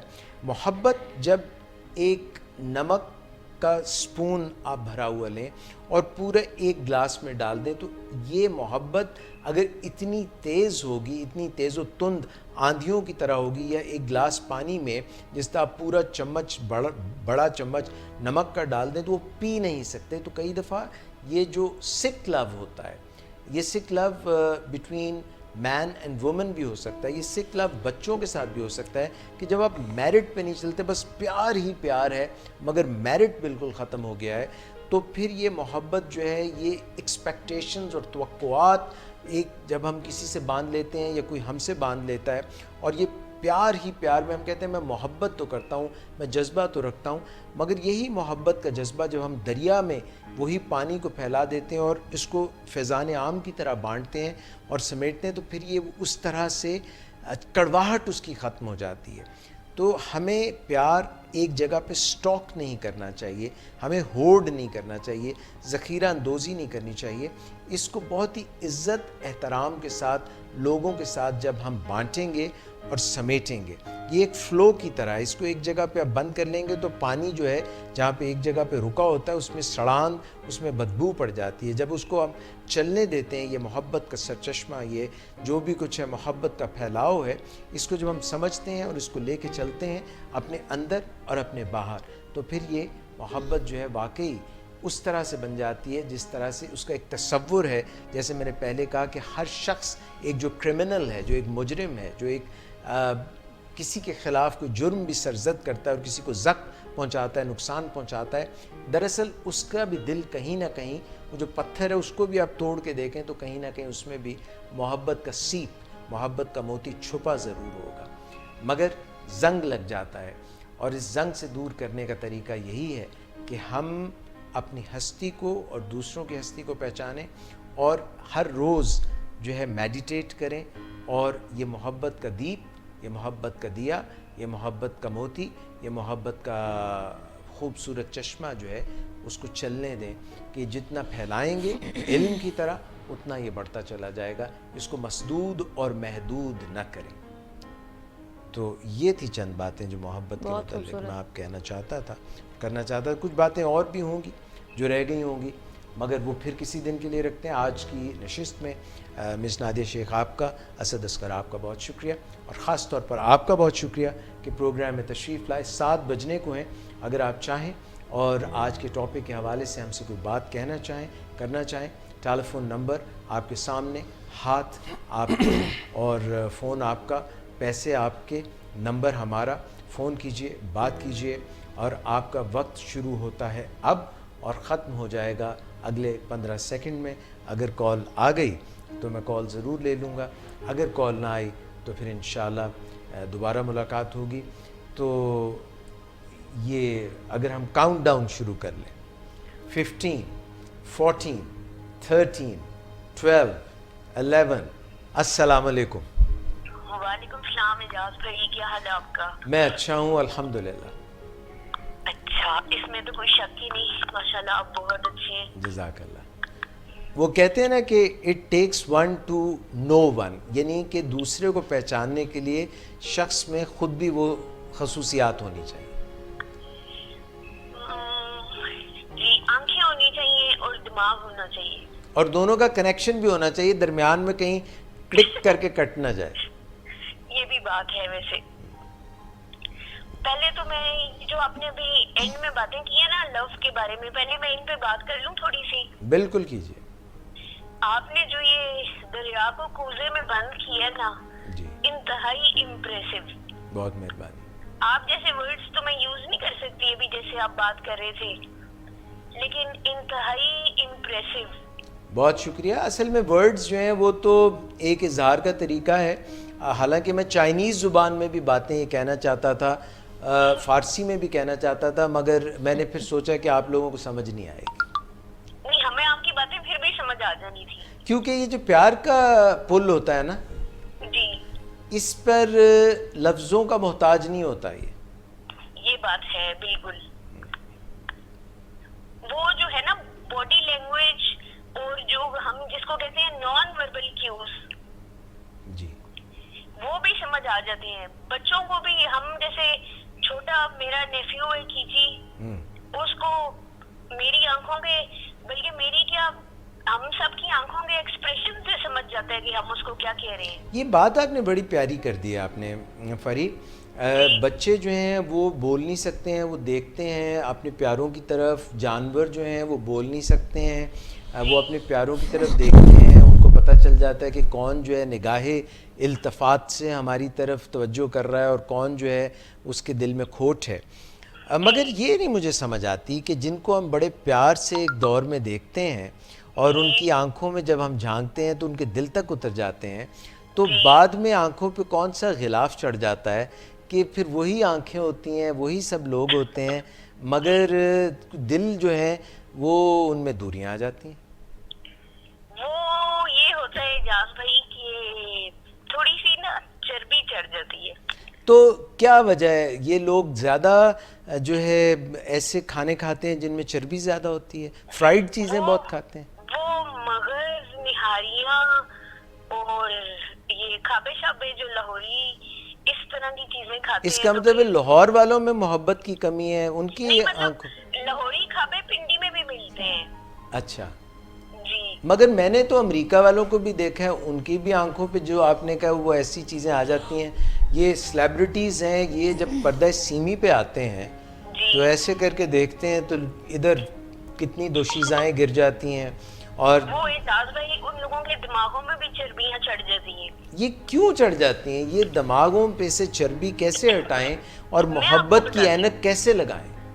اعجاز بھائی دیکھیے, اس میں نا مذاق کے علاوہ آن اے سیریس نوٹ 5000 والا. ہاں جی, وہ بند کرنے والے ہیں ویسے. اچھا نہیں, میں بات کرتی ہوں. دیکھیے بات یہ اعجاز بھائی کہ جو ہالو مائنڈیڈ لوگ ہوتے ہیں نا. ہالو مائنڈیڈ کون؟ جو کہتے ہیں ہالوئے پاریا, ہالوئے پاریا, پہلے میری بودی پٹی پھر مینو ماریا, ہالوئے پاریا. واٹ از دس؟ جی, ہالو کون؟ ہالو مائنڈیڈ کو جن کو پہلے ان کے پاس زندگی میں کچھ خاص انہوں نے دیکھا نہیں ہوتا. اچھا, ہالو کا مطلب ہوتا ہے جن کا دماغ خالی ہو, دماغ خالی ہوتا ہے, بے ذوق لوگ. بے ذوق. تو ہاں جب ان کو کچھ مل جاتا ہے نا بعد میں, ہاں, تو وہ اس کو ڈائجسٹ نہیں کر پاتے.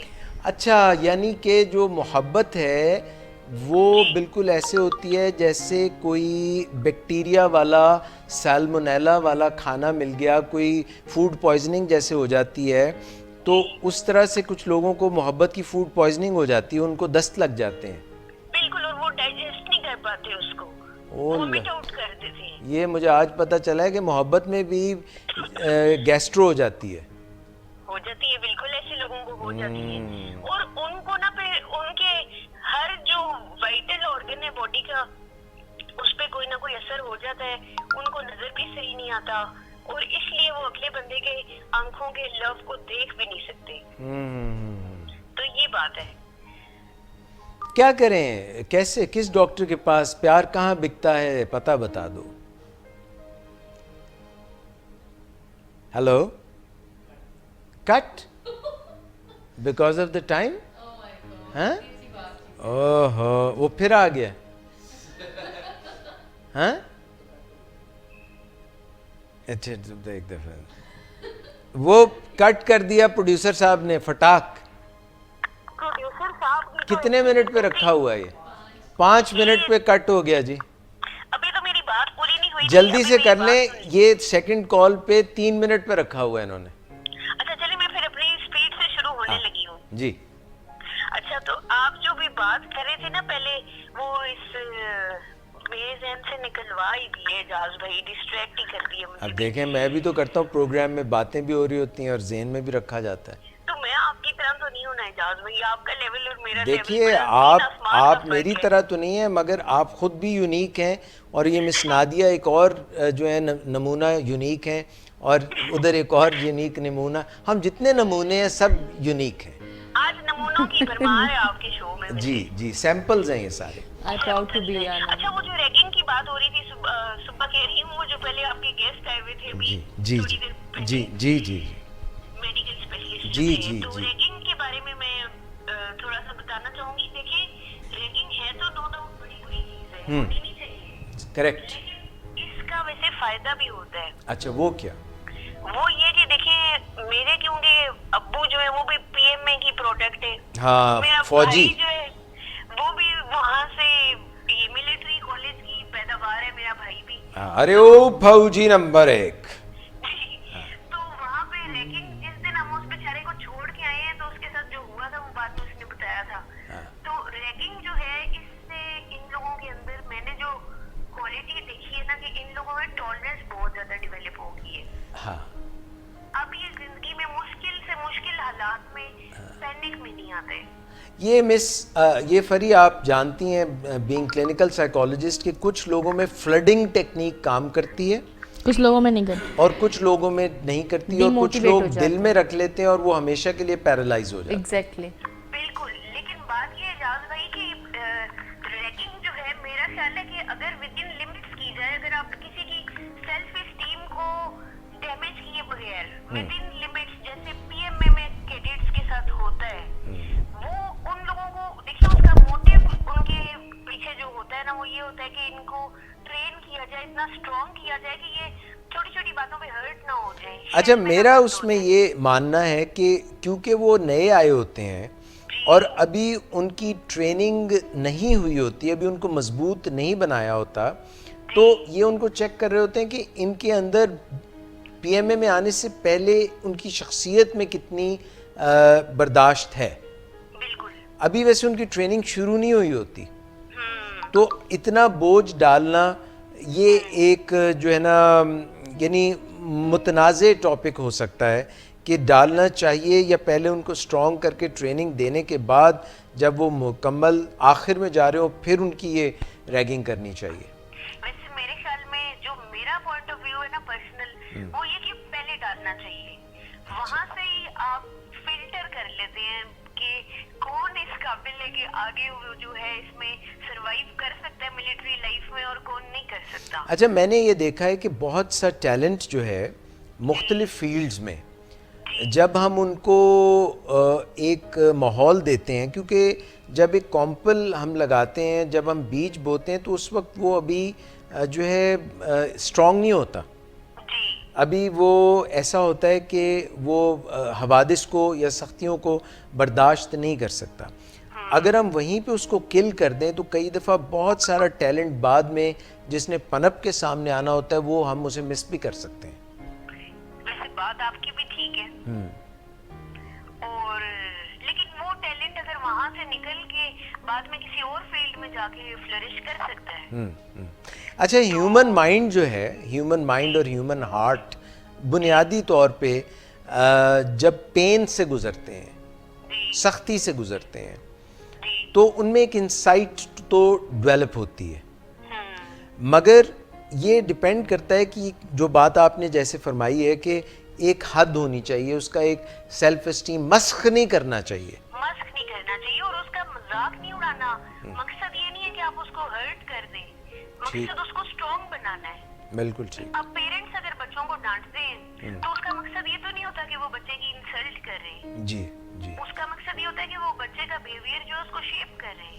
اچھا, مجھے یہ بھی کسی نے بتایا پی ایم اے کے متعلق کہ جو لوگ ریگنگ کرتے تھے اور جنہوں نے ریگنگ کروا لی اور ان کا جو بانڈ بنا بعد میں 2 سال جب وہ پی ایم اے میں رہے یا ایون کسی اور انسٹیٹیوٹ میں, تو وہ جو بانڈ بنا تو وہ بعد میں جن لوگوں نے کی ریگنگ وہ یہ فیل کرتے تھے کہ یار اس نے ہماری بات مانی اور برداشت کی, تو we have a close bond with this person, because emotionally جب ایموشنل کنیکشن ہوا, کیونکہ ایموشنل بات ہو جاتی ہے نا, جب کسی کو آپ کر رہے ہوتے ہیں, اس کو دبا رہے ہوتے ہیں اور وہ ود اسٹینڈ کرتا ہے, تو بعد میں انہوں نے اس کی they started taking care of that person as if that is one of their own پروڈیجی.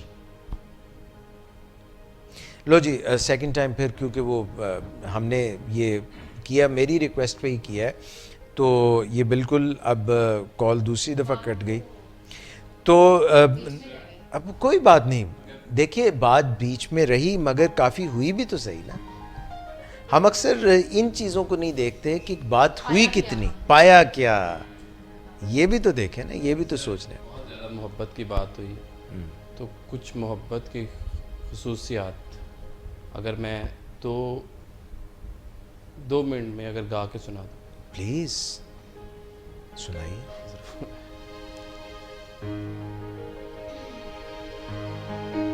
Mister وہ ایسے محبت صابر اور مہربان ہے,